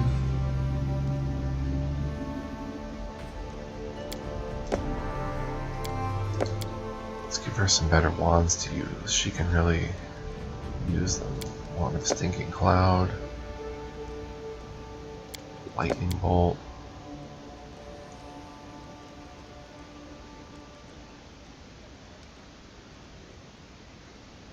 and why not a Wand of Magic Missile? Why not? Alright, we got a chain shirt, Gleaming Chain Shirt. Wow, look at this piece. It's worth a lot.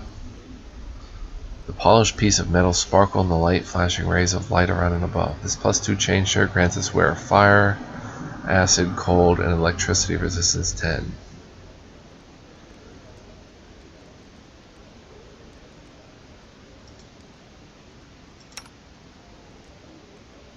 +4 bonus on critical confirmation rolls, though.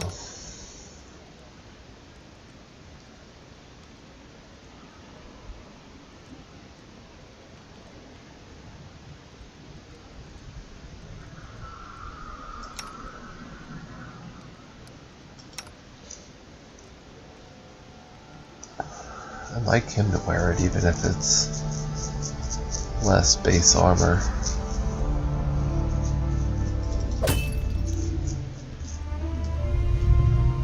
I'd like to figure out how to give Knock Knock the Assassin's Chain shirt.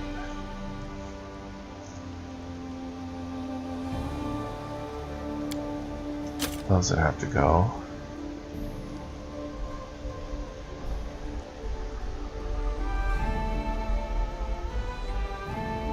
Trickery checks would have to go. And he can wear the Assassin's Chain shirt. No, it's still medium.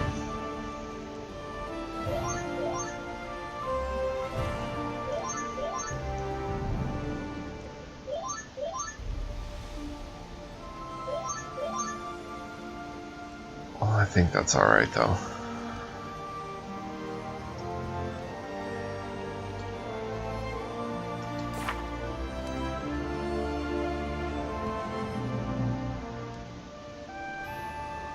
Might hurt his stealth a bit.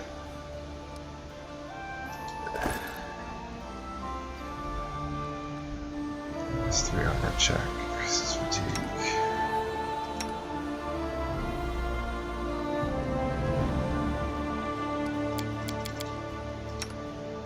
Octavia already has bracers of armor +5.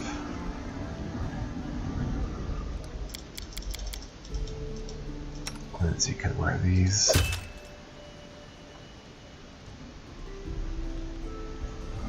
Don't have to worry about wearing that.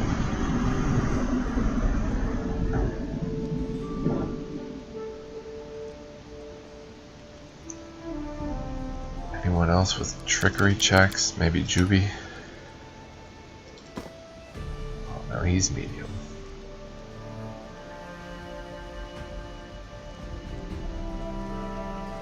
+1 insight bonus on flat-footed and flank targets. Pick up the stag helmet. Who can wear the stag helmet? Let's give that to Knock Knock. Oh no, he's... no. Doesn't matter now. Oh, I can't see it on him? He's in a hoodie.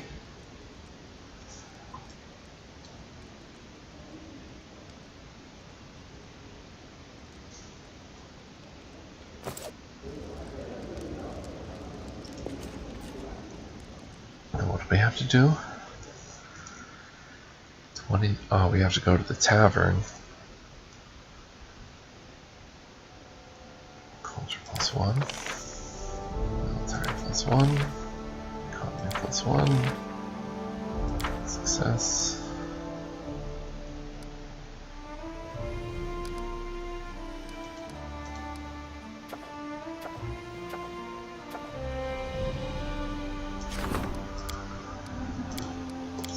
Counselor, the curator,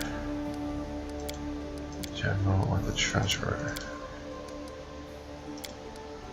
We'll do that when we get back from the tavern. We'll support the curator.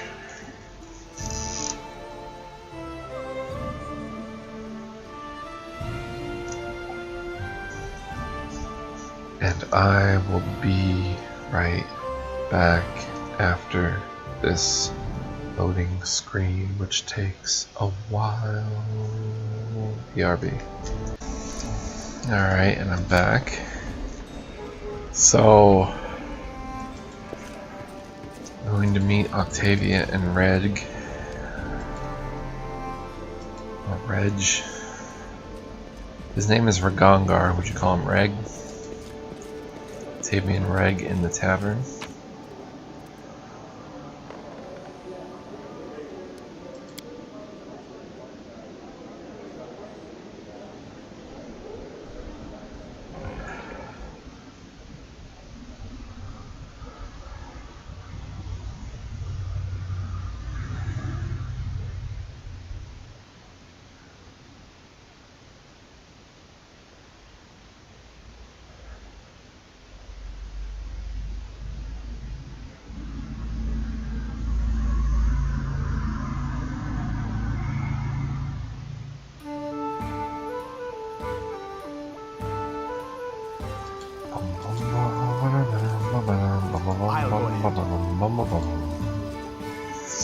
Each character has a favorite food recipe. And when you cook it, they get happy.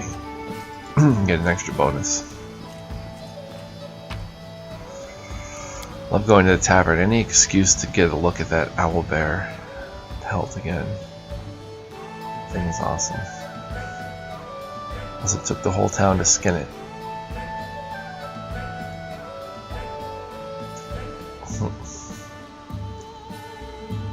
I don't know if they added that with 1.1. I've never seen that before. It's pretty freaking cool.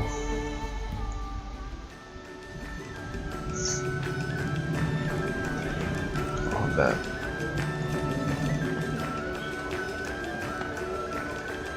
Kalana. Idris Tanvaki. Oh.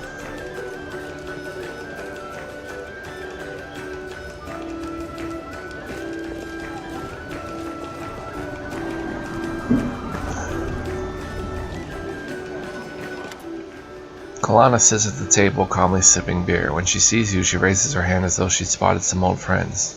There you are. Long time no see. Ragongar bares his teeth. Tell us what you're doing here, witch.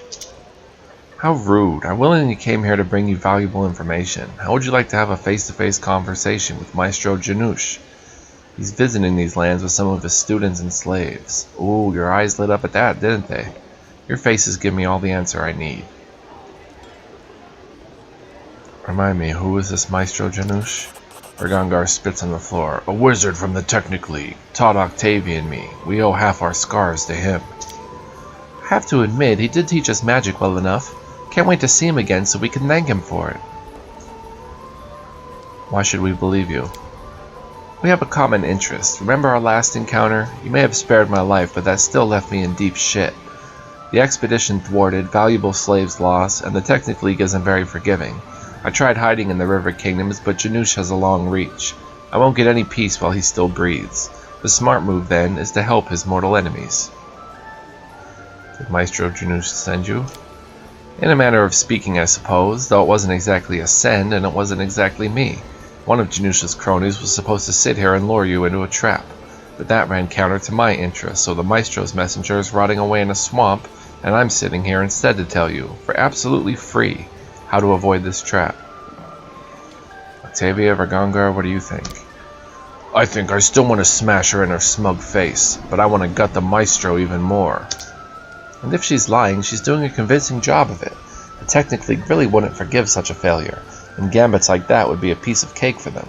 There's definitely a catch here, but consider me hooked. The catch will be on Maestro Janusz when, expecting you to come through the main door, you get in through the back. Kalana tosses an envelope on the table. Here, a map marked with the location of the Technic League's lair and a schematic of the secret entrance. They won't expect you to enter there. No thanks necessary. All I want in return is for you to find Janusz and lop off his head. Ragongar opens the envelope and inspects the map with suspicion. Alright, we'll believe you for now, but if we ever see your ugly face here again... Boy, do you think I have even the slightest desire to see yours again? Kalana stands. Have a nice day, my friends. I hope this is our last encounter. By the way, the beer you have tastes like Manicore piss. Just saying. Good luck with Janusz.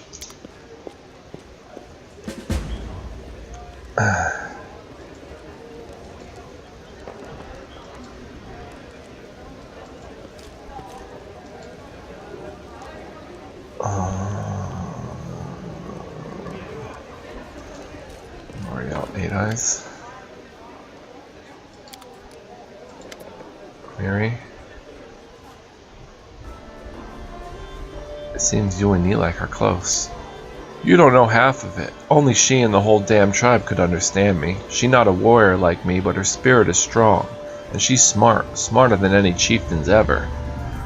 Why did that ghost call you a thief? The hell should I know? It's a ghost. Who can tell what it talks about? After a moment of silence, Amiri continues. Maybe because of the sword. I took it from a giant, and the ghost is a giant. Do I suppose to guess he likes this piece of steel so much he came back for the dead for it? Why did your tribe want you dead? Isn't that clear? A woman can't be a warrior. If she's a shitty warrior, they may keep her for the jokes, give her a funny nickname like the soft chieftain.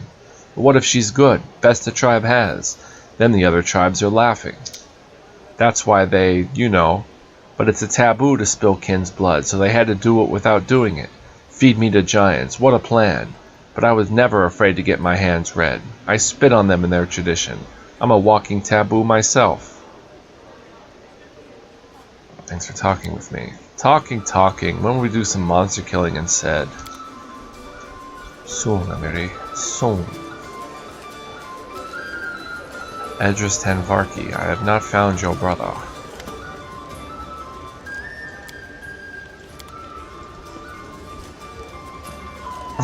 Alright, so I guess we're off to the Technic League.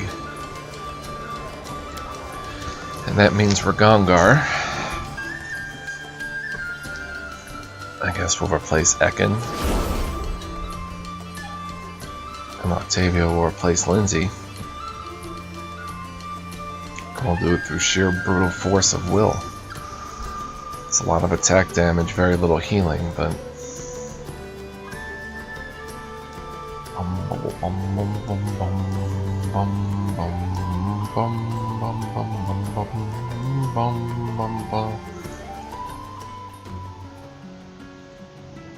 So we'll go take care of that now.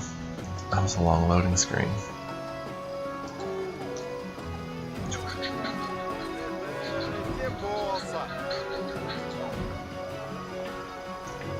So we have enough camping rations. Without Ekin 20. So let's buy 4 more just in case it's far away.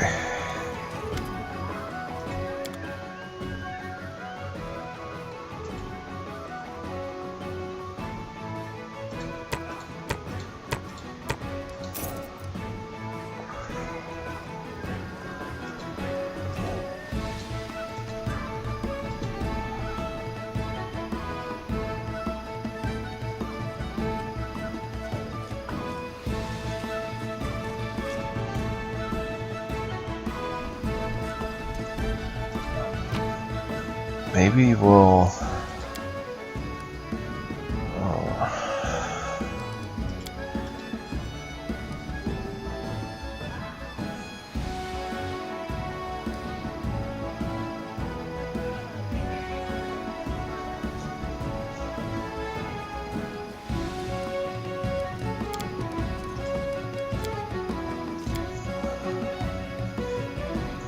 Oh, what am I doing? Rig needs to be outfitted.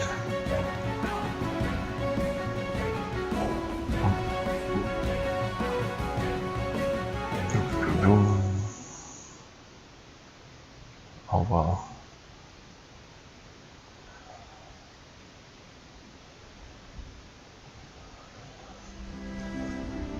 We'll just manage with how he is naturally.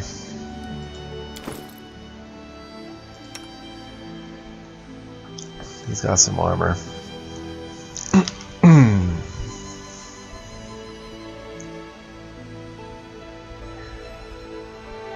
Here, have some charisma too.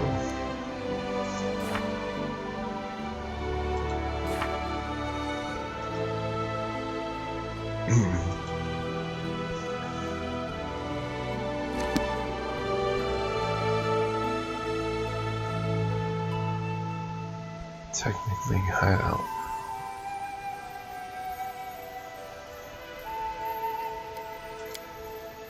I don't think we can get there.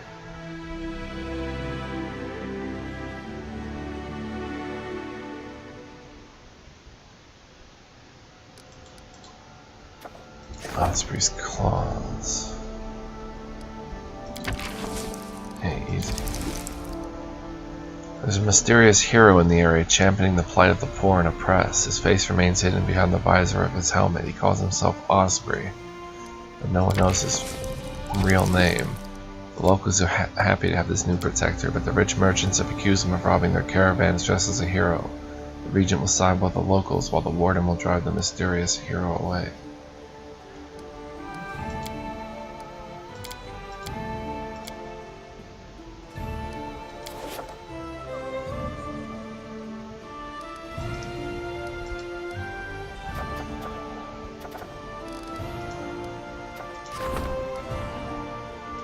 DC 20, 13, that should be good for him.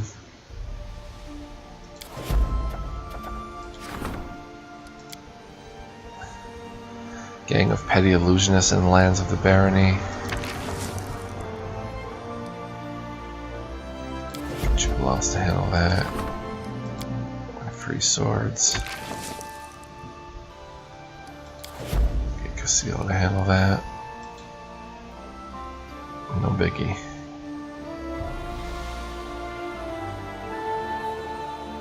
I don't want to go all the way up there just to find out I can't get there. So we're gonna quick save right here.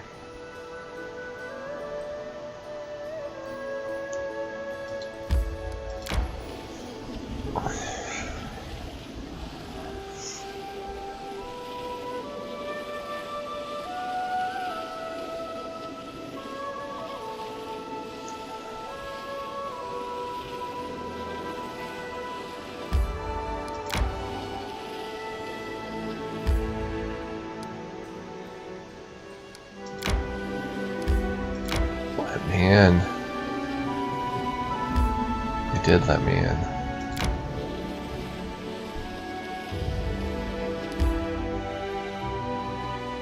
Interesting. How far can I go? Oh, maybe even to Talon Peak. I like this. It's taking a lot of time to travel through this area though, oh my goodness. Wow. Wow. Wow. Talon Peak. Known locally as Talon Peak, the jagged ruins of this crumbling tower sit atop of a low mountain resembling a sharp claw protruding from the peak. The location is known mainly for legends of giant birds nesting atop it. I'm hungry. When we stop? Well, we've got to try this place out. Finally able to get here.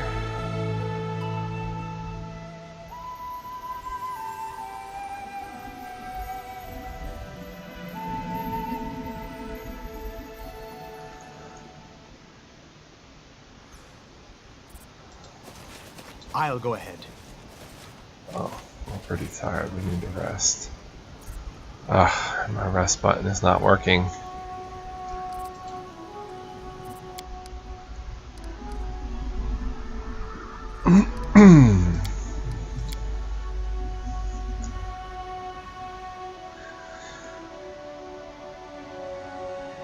Let's go to the Technic League place first.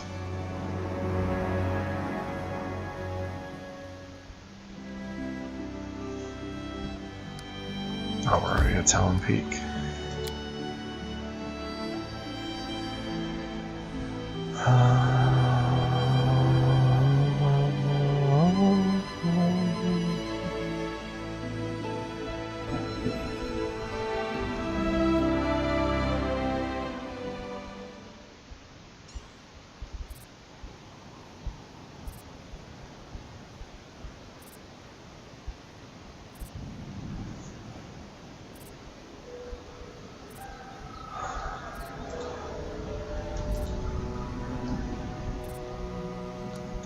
That's a bummer. So we're gonna have to actually rest on Talon Peak.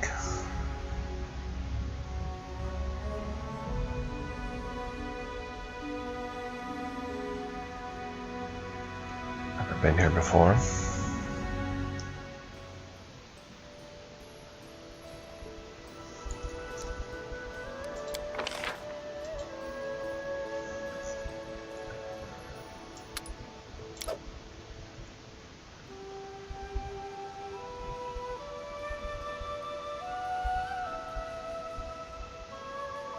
Let's get +1 saving throws for the day.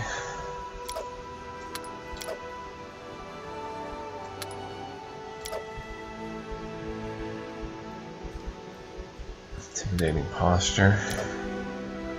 Most enemies who are weaker than the Gongar will avoid facing them and won't attack your camp. Fair enough.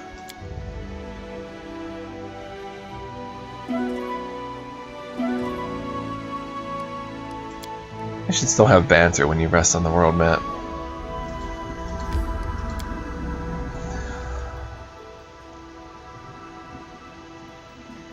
You know how to do the camp scene.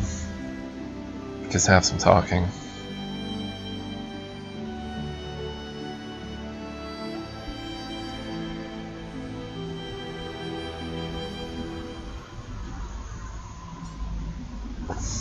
Whoa.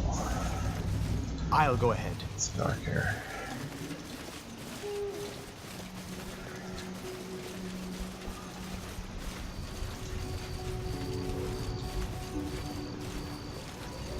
We're actually climbing Talon Peak. The path is clear. Time for fun?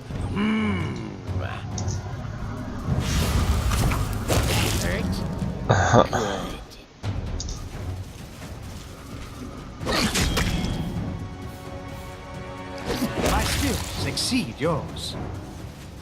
Some spiders. Tread lightly. Ah, swarm. Together we are unstoppable. Hit him with a fireball. I'm not afraid. Primal A giant solid spider. plan.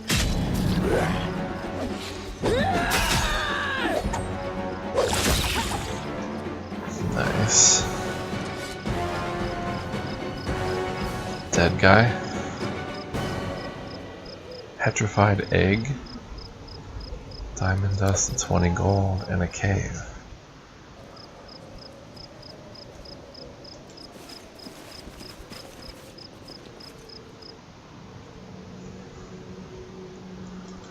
Takes us to more of Talon's Peak.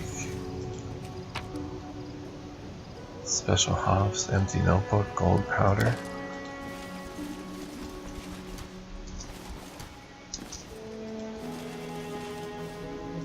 Let's see what they're made of. Oh, not a primal or a swarm. Kill the swarm.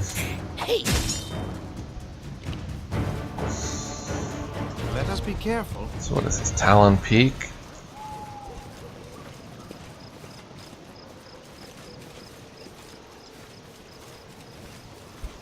Or Spider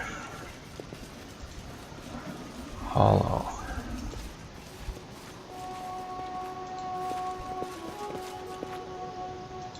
I don't know why we're walking back down, but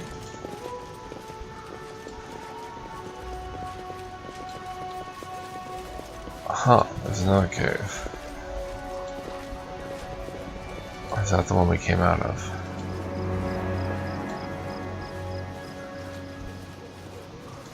I don't know. I'm confused already.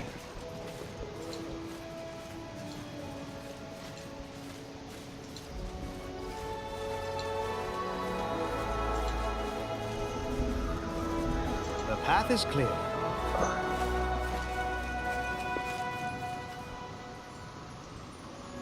So I guess we have to go in this cave.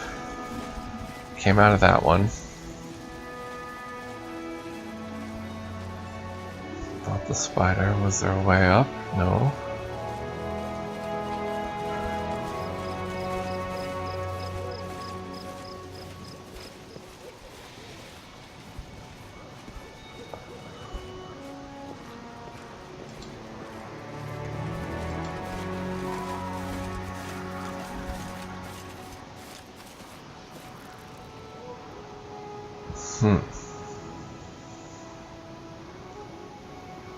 Saving the game and loading a transition.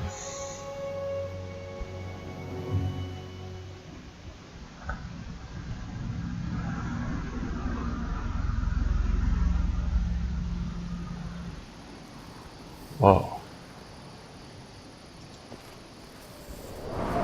The fortress is younger than the Cyclops, but it's still old enough to be impossible to discover who built it and why.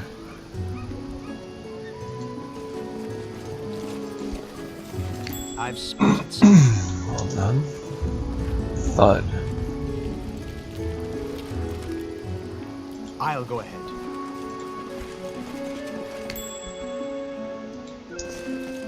Thud. What's that thing? Click.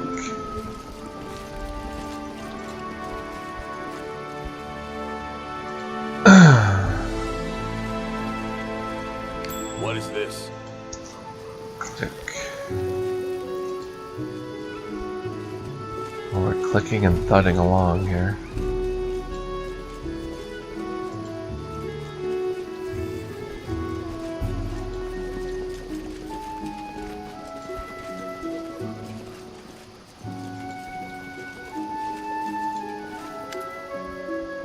Bandit. Heavily armed men are seated around the fire.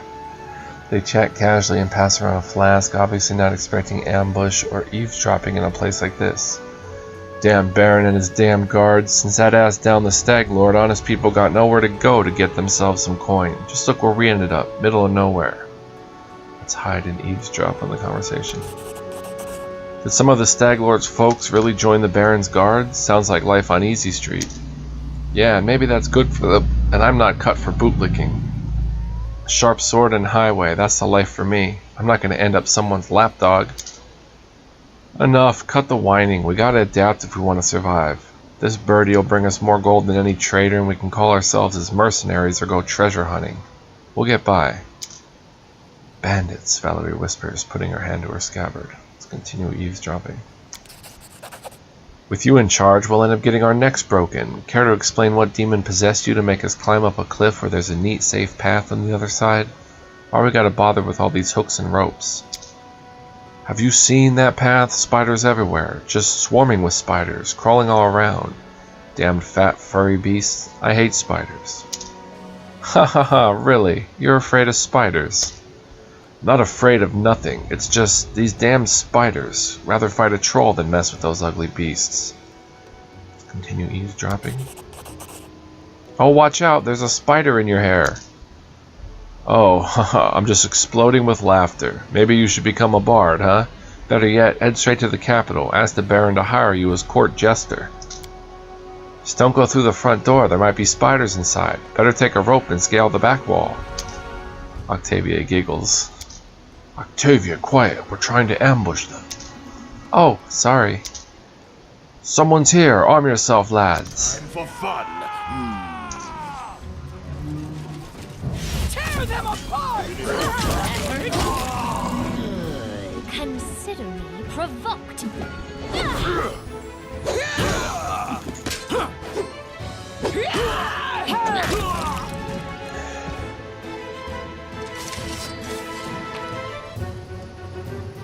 Protection from acid. Shan't bleed us.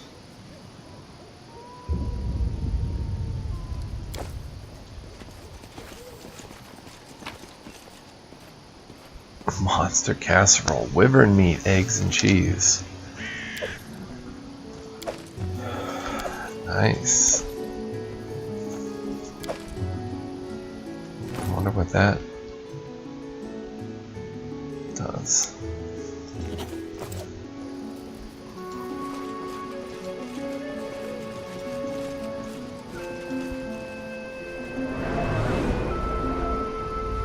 What did we get ourselves into here, lads?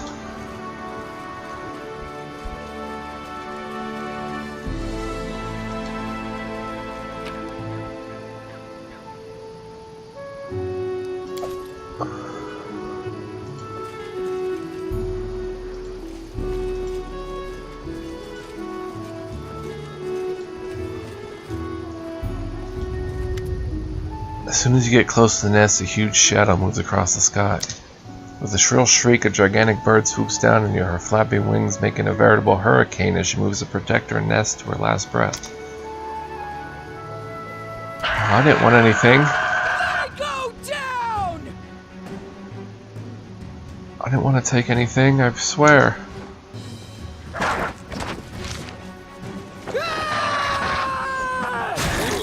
That one went deep.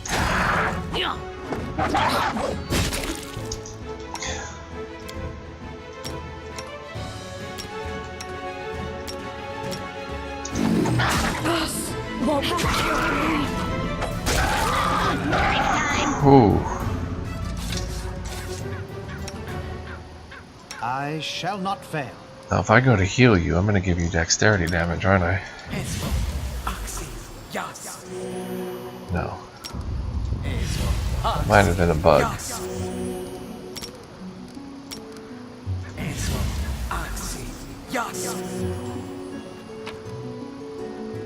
Brief foul and an amulet. Wow. Trout, a rock egg. You hear the sound of metal scraping nearby. Oh. Well, that's an exit. That's nice.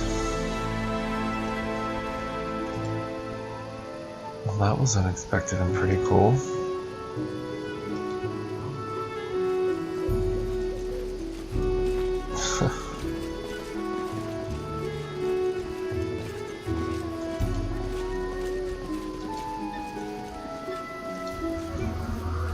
Let us be careful.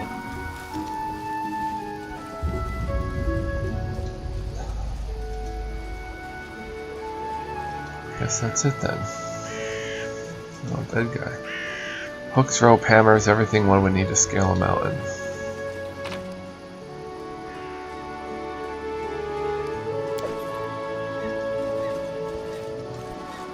Guess people have tried and the bird got him.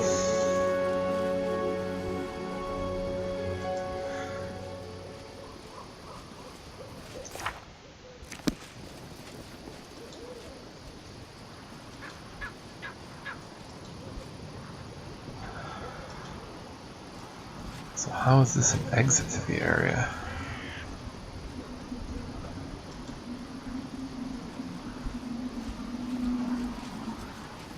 Oh, it was an ancient rock that we got though.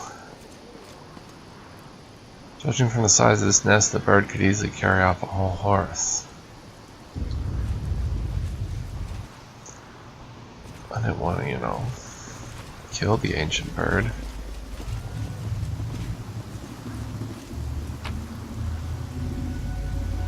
Seemed like a very chaotic thing to do. And we scale back down, I guess.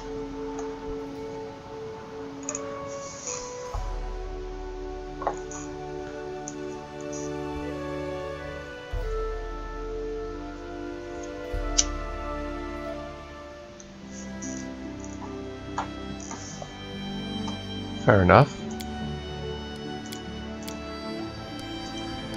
Oh, now the kingdom's not working again.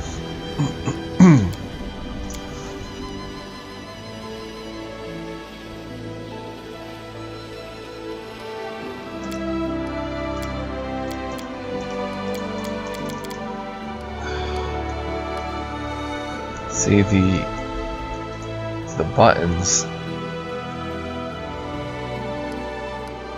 sometimes stop working. I can't even get to the menu to load a quick save right now. Let's press F8 and I guess that loads the last save.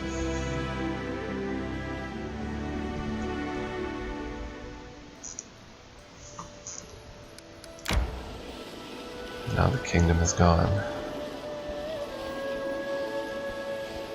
I want to go to other places. Rotten Cave. A nondescript hill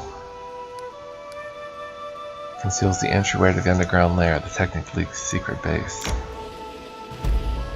Now we're fatigued. Shallow Gulch. Guess we'll have to rest again.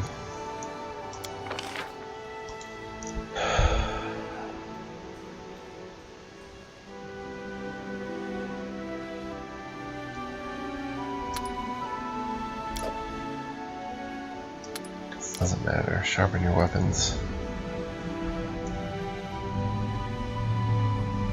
Make shepherd's pie get a bonus for.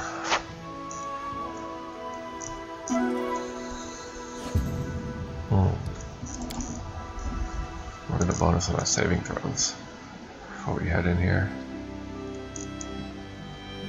Oh, maybe I can get over to Shallow Gulch.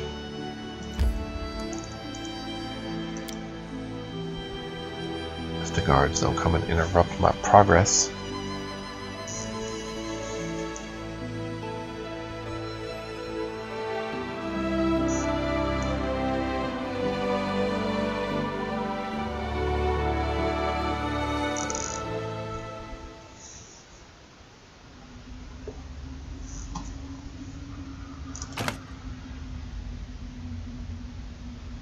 Carve, burn, empty notebook.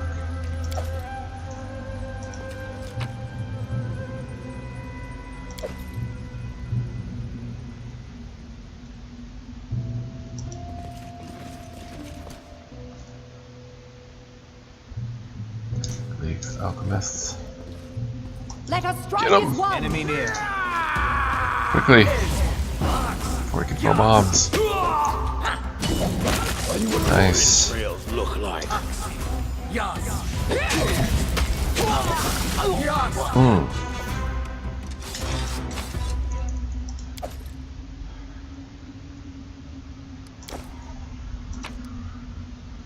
Eggs. Eggs.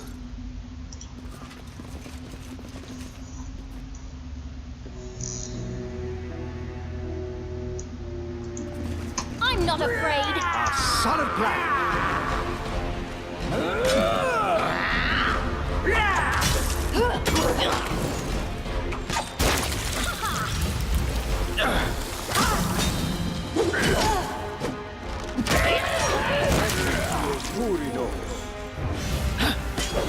No raising dead for you.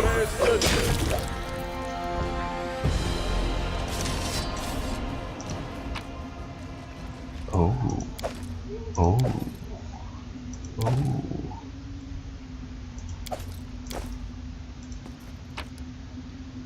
Wow.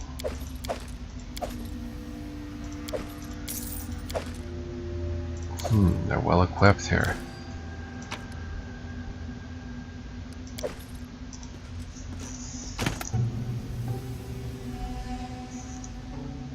What is that? An elven carve blade? Scimitar.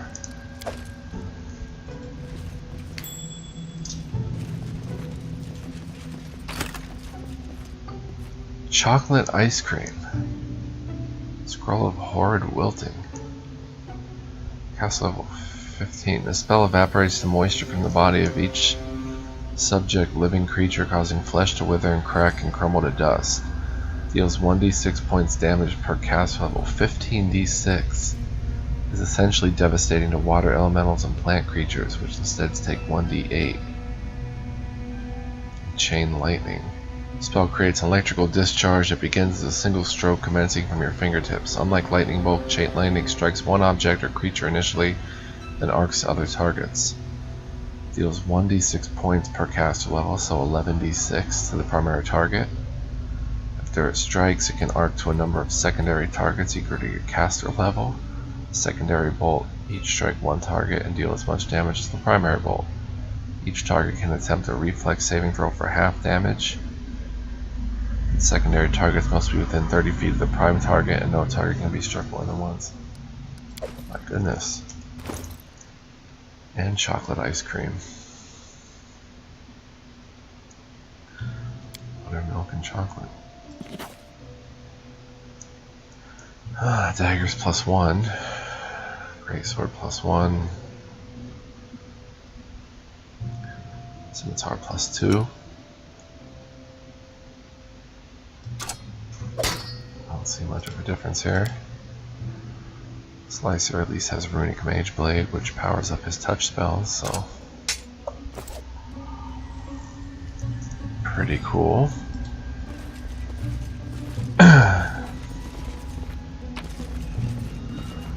Car figurine. To victory! Lighting enemies on fire first. Very good. Show me your heart!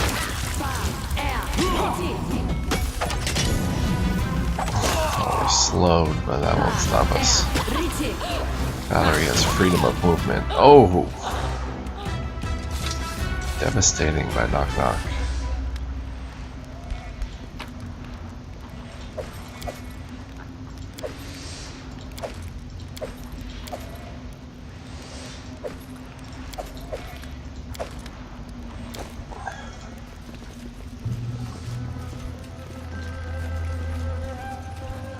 That's I'll how. go ahead.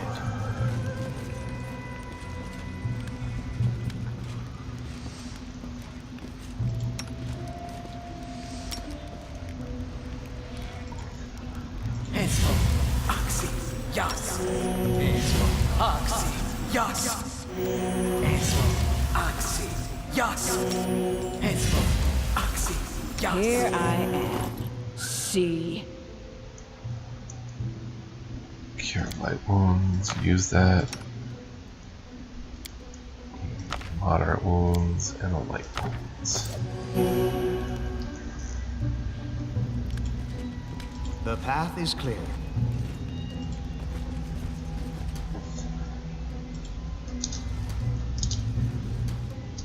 We will Easier prevail. if you not fight back. Let's have a mirror rage a little bit.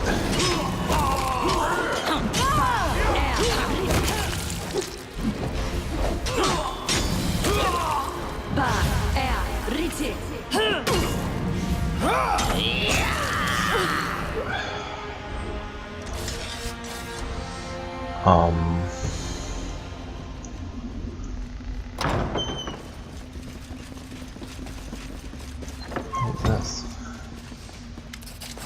Maestro Janusz claps as he greets you with a contented smile. So, you managed to track down my messenger, locate this place, and make your way here.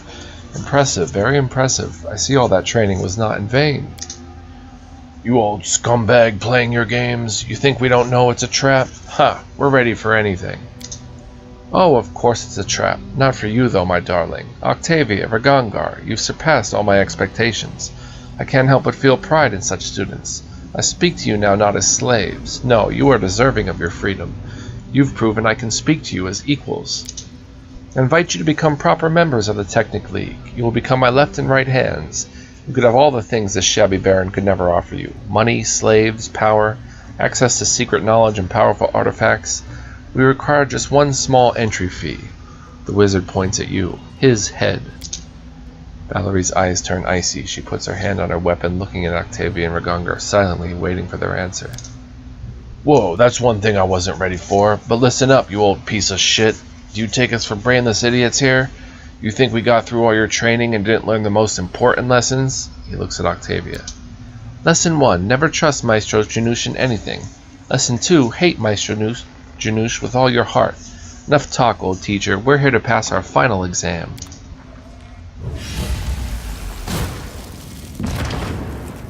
Face me if you Come here, dare. Max. Knock, stab you. Right to it.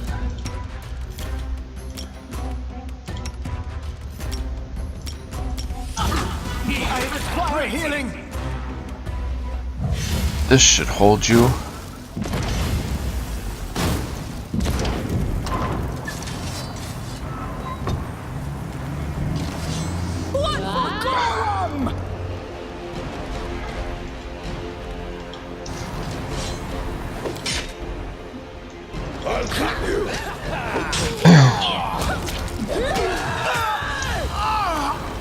Oh, Sirius went down.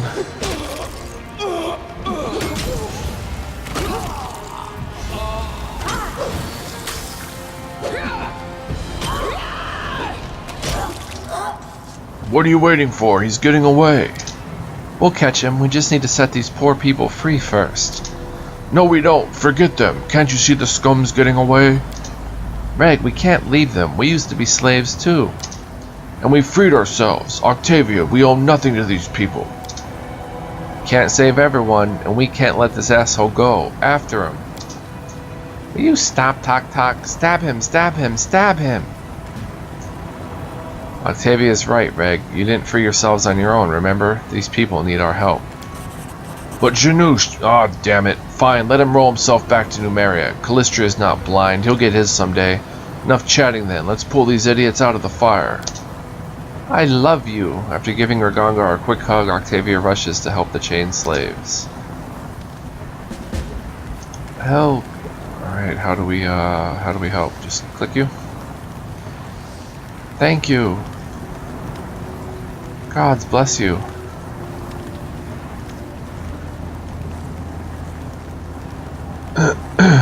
Please don't leave us here.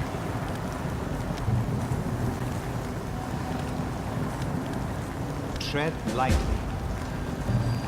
Bring the slaves through the fire. Well, made some money in the process. That's all the slaves.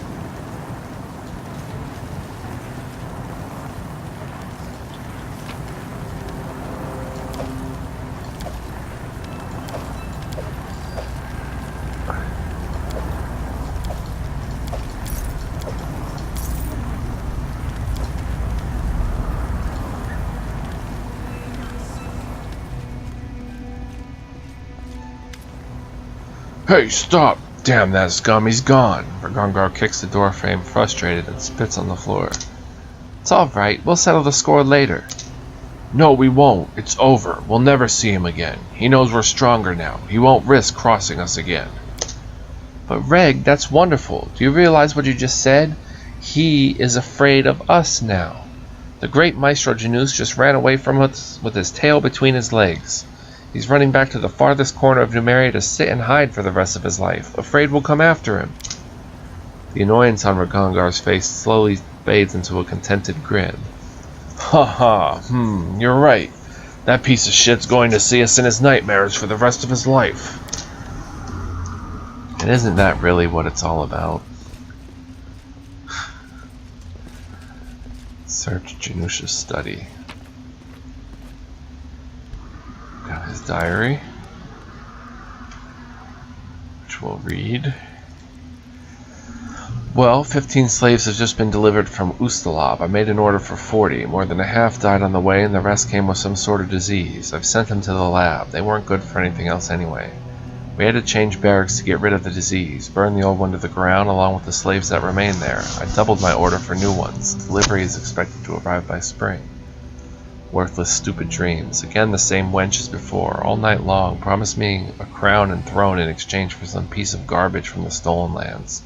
The throne's location and the kind of crown she never mentioned. I need to prepare some magical protections. The agents have dragged back the slaves who fled 2 days ago. I made an example of them, whipped them to death in front of the others. Now to change the locks and shackles. That Fae keeps bargaining. Now she's offering me all the secrets of the First World in exchange for some artifact. So, she wants me to go all the way to the middle of nowhere to search for no one knows what. So who does she think I am? I'm tired. Not a single night passes without her coming. But I'm intrigued. Maybe I'll have a use for this wench after all. Now Nerissa comes even during my midday naps. She's so impatient. Ragongar and Octavia found themselves a new owner. Should have guessed it would end like that. So many years and so much effort wasted. I have to do everything myself. I'm going crazy. Nerissa keeps hiding her face from me for the 3rd night in a row. I'm trying to sleep both at night and during the day. I need some sign to know that I'm doing what I'm supposed to. It's dusty here, hard to breathe, but that doesn't matter. There's been no technically hideout in history as useful as this one. I was lucky that some of our people had previously arranged for a safe spot within the stolen lands. There could be no better place for us to set an ambush. It should be easy to lure this Baron out. My dream was short, but I got what I've been craving. A light touch from Mistress Nerissa was all I needed. She gave me a chance. My head won't touch pillow again until I kill the Baron. That filth will pay for all he's done, or my life is over. I will not disappoint my mistress. Nerissa. Well, well, what do we have here? Octavia flips through the pages of the books. Reg, take a look at this. What is it? Whoa, by Callistria's tits, this is... found something interesting here. The Maestro was in such a hurry to leave that he left something pretty interesting behind. What did you find? Octavia triumphantly points at a page of a thick volume. These are the Maestro's ledgers. All his accounting for the last, let's see, 10, 20, yes, for the last 30 years. Do you know what this means? Account what? Sounds boring. No treasure maps, not even a little one. How do you not understand? It means this is... Somewhere in these pages is me and Octavia. When we were bought, for how much, from where, maybe even from who. I'm not all that interested in my tribe, really. I already know who they are. Piles of shit who sell their children into slavery. But it might still be interesting to pay them a visit, maybe spit into their faces personally. It'll take some time to make sense of the ledger. We may not find anything, or we may find something and regret ever looking. But I still want to know the truth. I want to understand who I am and where I come from. Good stuff. Wand of Echolocation. You can perceive the world by creating high-pitched noises and listening to their echoes. This gives you blind sight to a range of 40 feet.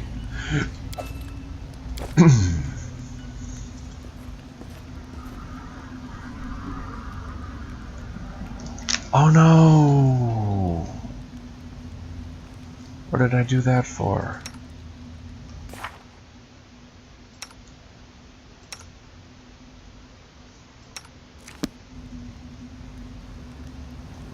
I should have cast heroism first. Where's my last save? Did I save after I did this? 5 days, 754.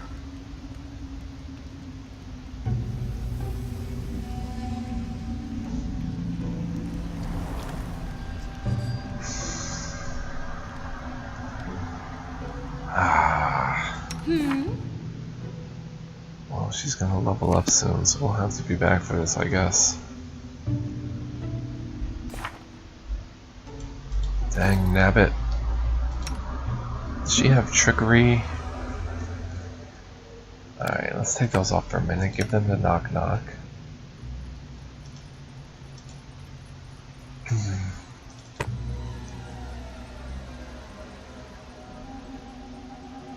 Oh, we don't have the trickery shirt on us? That would come in handy. 24. It's not going to be enough.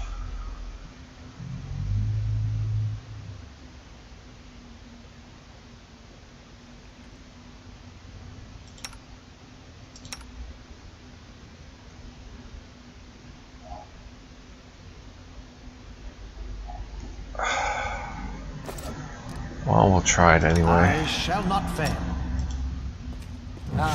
So I am. Come on, knock knock. Succeed. Oh, it worked! Figurine. An old technically glitter.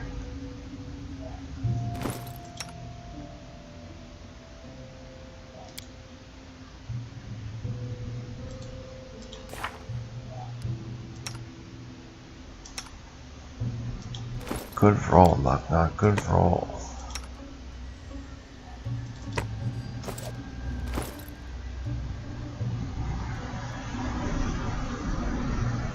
Gears rule. Holding the form of a mechanical scorpion, this object is really a cluster of autonomous nanites, extracts of the soul and abilities of the android Gears combined with portions of his familiar. When placed on a character's wrist, this item merges with the character's flesh, appearing as a faintly glowing tattoo and granting several abilities to its owner. The nanites inside the item provide the wearer with multiple abilities.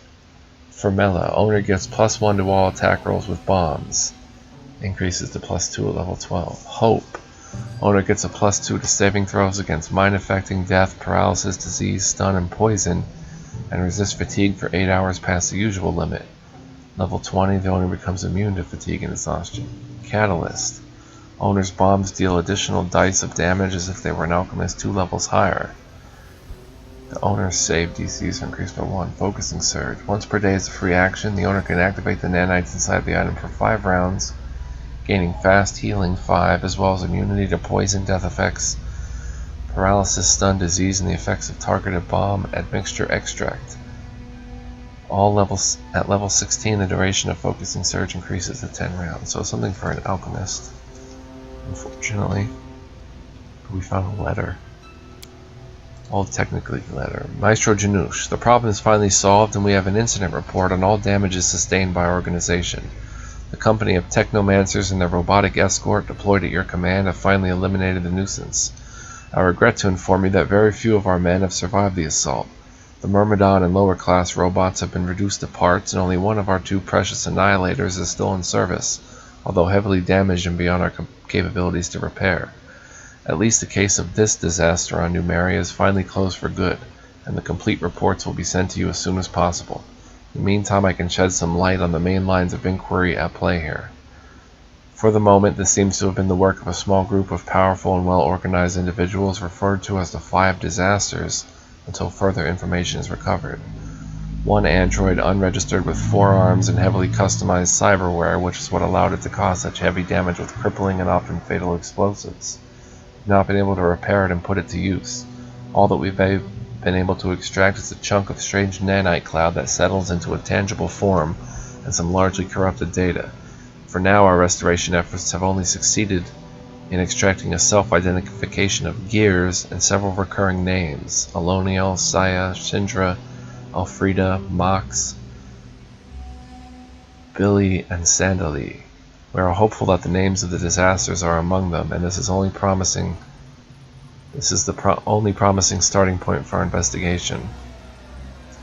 What seemed to be a female angel possessing wings and the powerful holy aura, who greatly delayed the execution of the disasters through her sustained curative powers. With her support, the disasters seemed to heal faster than they could be damaged, with each one heal and with each heal, one of our men seemed to suffer a backlash and spontaneously combust.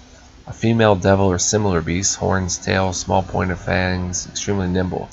She was the last to fall, even though her damage output did not seem to match that of her peers. She seemed untouchable until the Annihilator obliterated the general region she was last seen in. A human female with very strange powers. Attacking our troops with a combination of a bow and mysterious singing, she seems to have caused sporadic mutations and a burst of aggression in her allies during battle. No traces of her mutations remained afterwards, though we're still investigating. The last case is quite unusual and resists easy classification. An elven male or possibly half-elf in appearance, he threw himself into the fray, drooling with rage and unleashing a storm of steel and lead with a blade and a handgun. Between two assaults, the android scratched him and changed into a massive six-armed creature made of water, wreaking havoc among our ranks with claws, fangs, and weapons. There is clearly still much to investigate. The aforementioned disasters seemed to be behind the deaths of our agents that led to the end of our activity at the Scar of the Spider, on the Feldale side, forcing us to return to our headquarters at Starfall.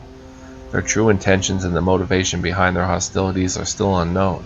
Our teams have always been assaulted without a word. Despite this hard blow, you'll be happy to know that our activity in Numeria should have been resumed by the time this message will have reached you. Kalana. P.S. I attached to this letter a box containing the remains of the android. The nanites take form and fuse, and seem practically inert and unresponsive to our experts and analysis machines. Maybe you can find some use for them. Weird nanite technology. Alright, so let's get out of here.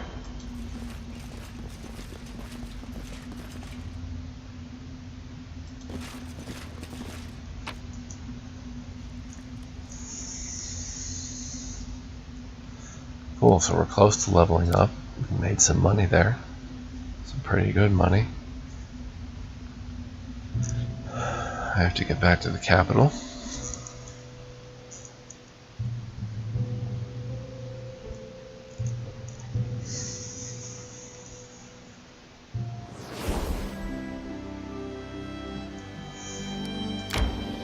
Oh, kingdom? Oh, not again. I guess the rest button doesn't work, yeah. Can we go in this way? We're gonna be stopped again. Yep, stopped again.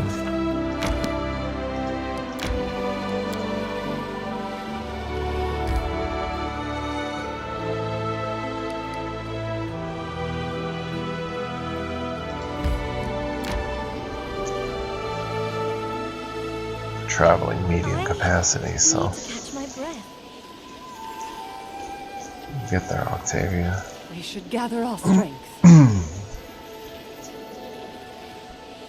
Just rest at the capital.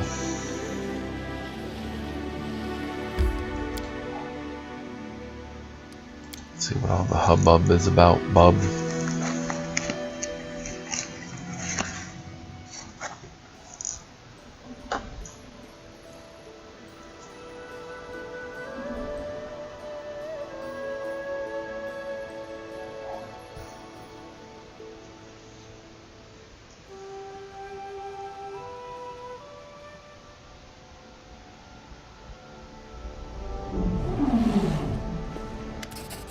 Your Grace, we have urgent news from Jamandi Aldori. The Sword Lord is asking for aid with an unusual problem. Here is her letter. Please read it when you have a moment.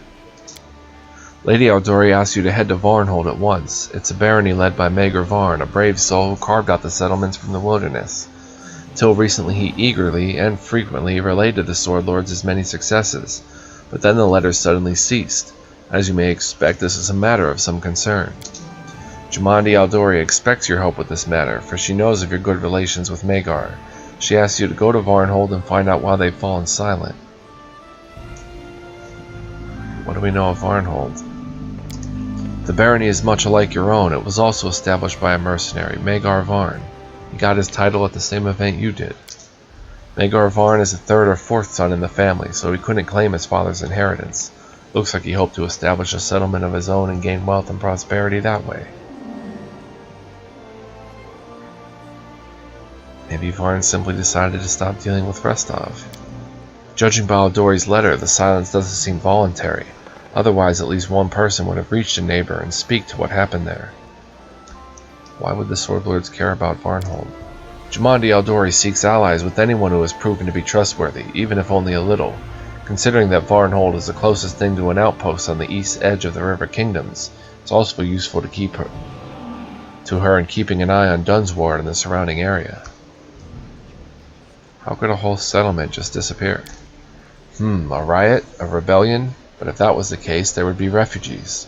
Whatever happened there, it must have been sudden indeed. Perhaps a bandit attack, barbarians, a plague. Whatever it was, no one outside Varnhold seems to know what happened. Varnhold isn't far off. We should find out what happened there before the same fate befalls us, too. And it's time to gather a party and head to Varnhold, Your Grace.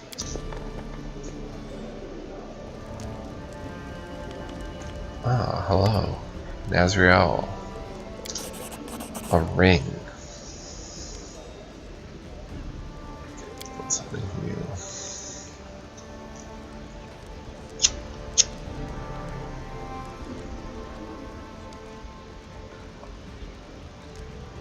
Decide for yourself how you might surprise me.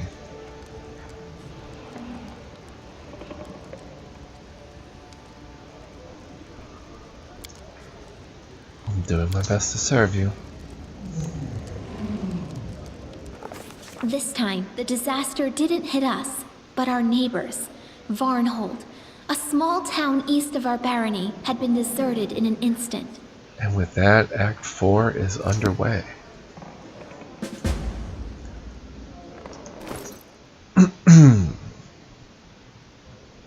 She gave us a ring. Chameleon ring, plus 10 competence on stealth skill checks. That is awesome. That is some fine elven metalwork. Alright, so his stealth is getting up there. Alright, so we have to put a party together and head to Varnhold.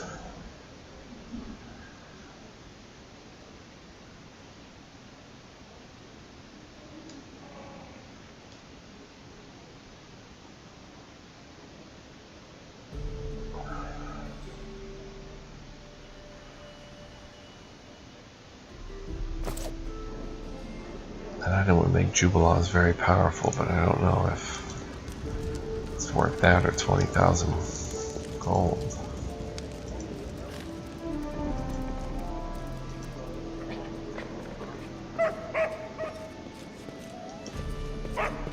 We'll sell a few things. I don't think we're going to use the Arcane Protector. Sell that. Armor plus 4. Sell those. Lesser Channel of Phylactery. Just by 1d6. Let's give that to Tristan.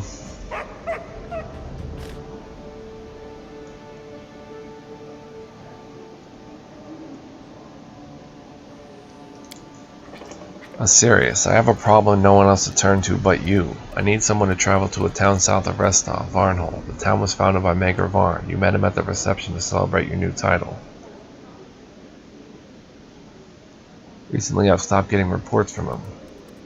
I didn't pay much attention to it, but in the past week not a single traveler, merchant, or messenger from Varnhold has showed up in Restov. No one knows what has happened to the town. If I were you, I would make sure I was ready for this journey. The plains of Dunsward are dangerous. Also, we have yet to find out what it was that cut off communication with Varnhold. An attack, arcane magic, or some epidemic or plague. I would have gladly investigated the matter, but the current state of affairs dictates I refrain from dealing with this personally. I'm counting on you and your help. Head out for Dunsward and find out what, or who, stands behind the vanishing of Varnhold. Your friend and ally, Sword Lord Jumanji Eldori.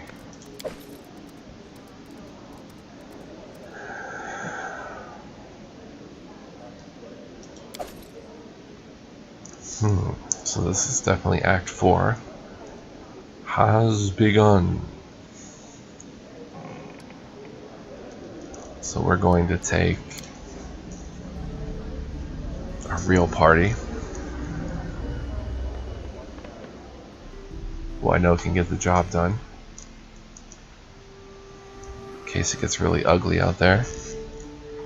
But does this mean that maybe now we'll be able to explore all of Dunsward?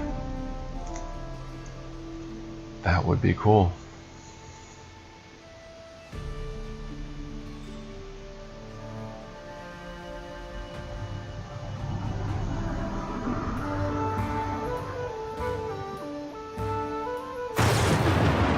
Whoa. As you're standing out here in the rain, you need umbrellas. Magical ones that give you a +1 to water resistance.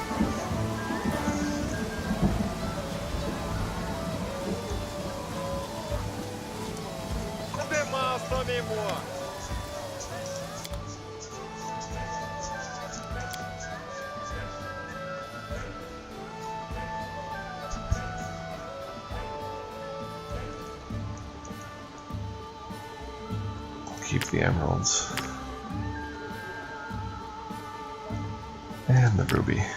Alright, okay, protector. These are all daggers +1.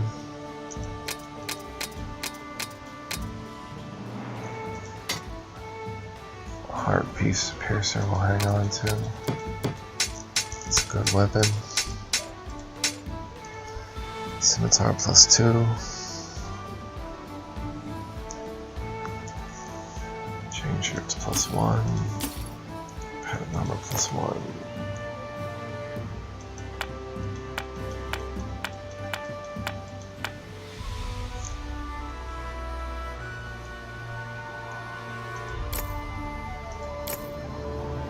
Prices of armor +4.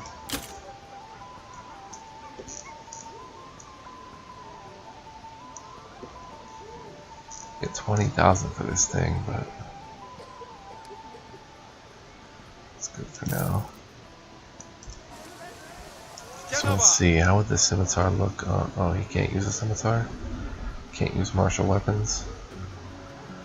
We'll give him more of a critical range.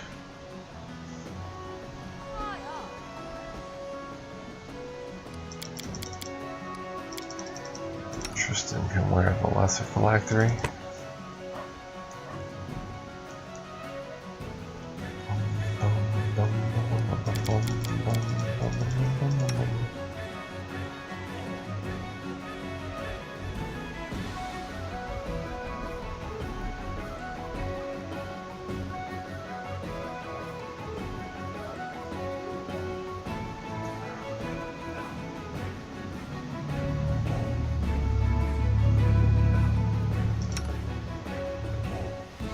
She could get a +2 to saving throws against death, paralysis, disease, stun, and poison effects.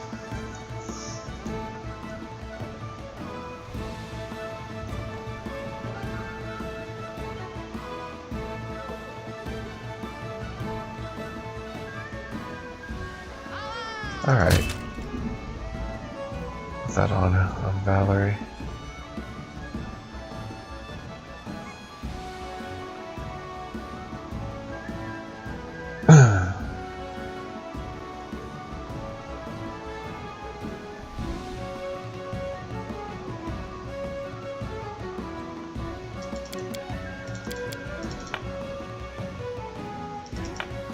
That doesn't seem to...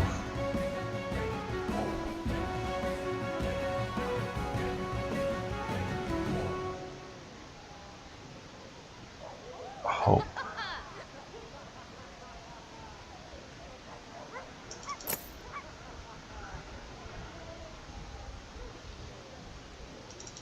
Oh, they won't show up here. Those are individual, like disease, poison. Not fortitude or what have you.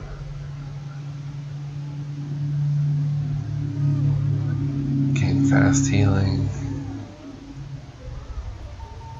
Alright, that's pretty cool. Alright, I'm gonna save here.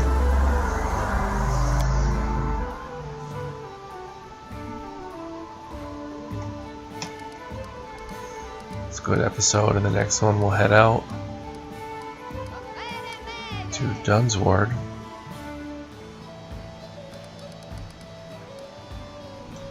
And thank you for watching. Hope you're enjoying. If you're still watching this far, appreciate it. Let me me a comment, press the like button. Let me know you care. And yeah, I appreciate your viewership. I'll see you in the next episode, everybody.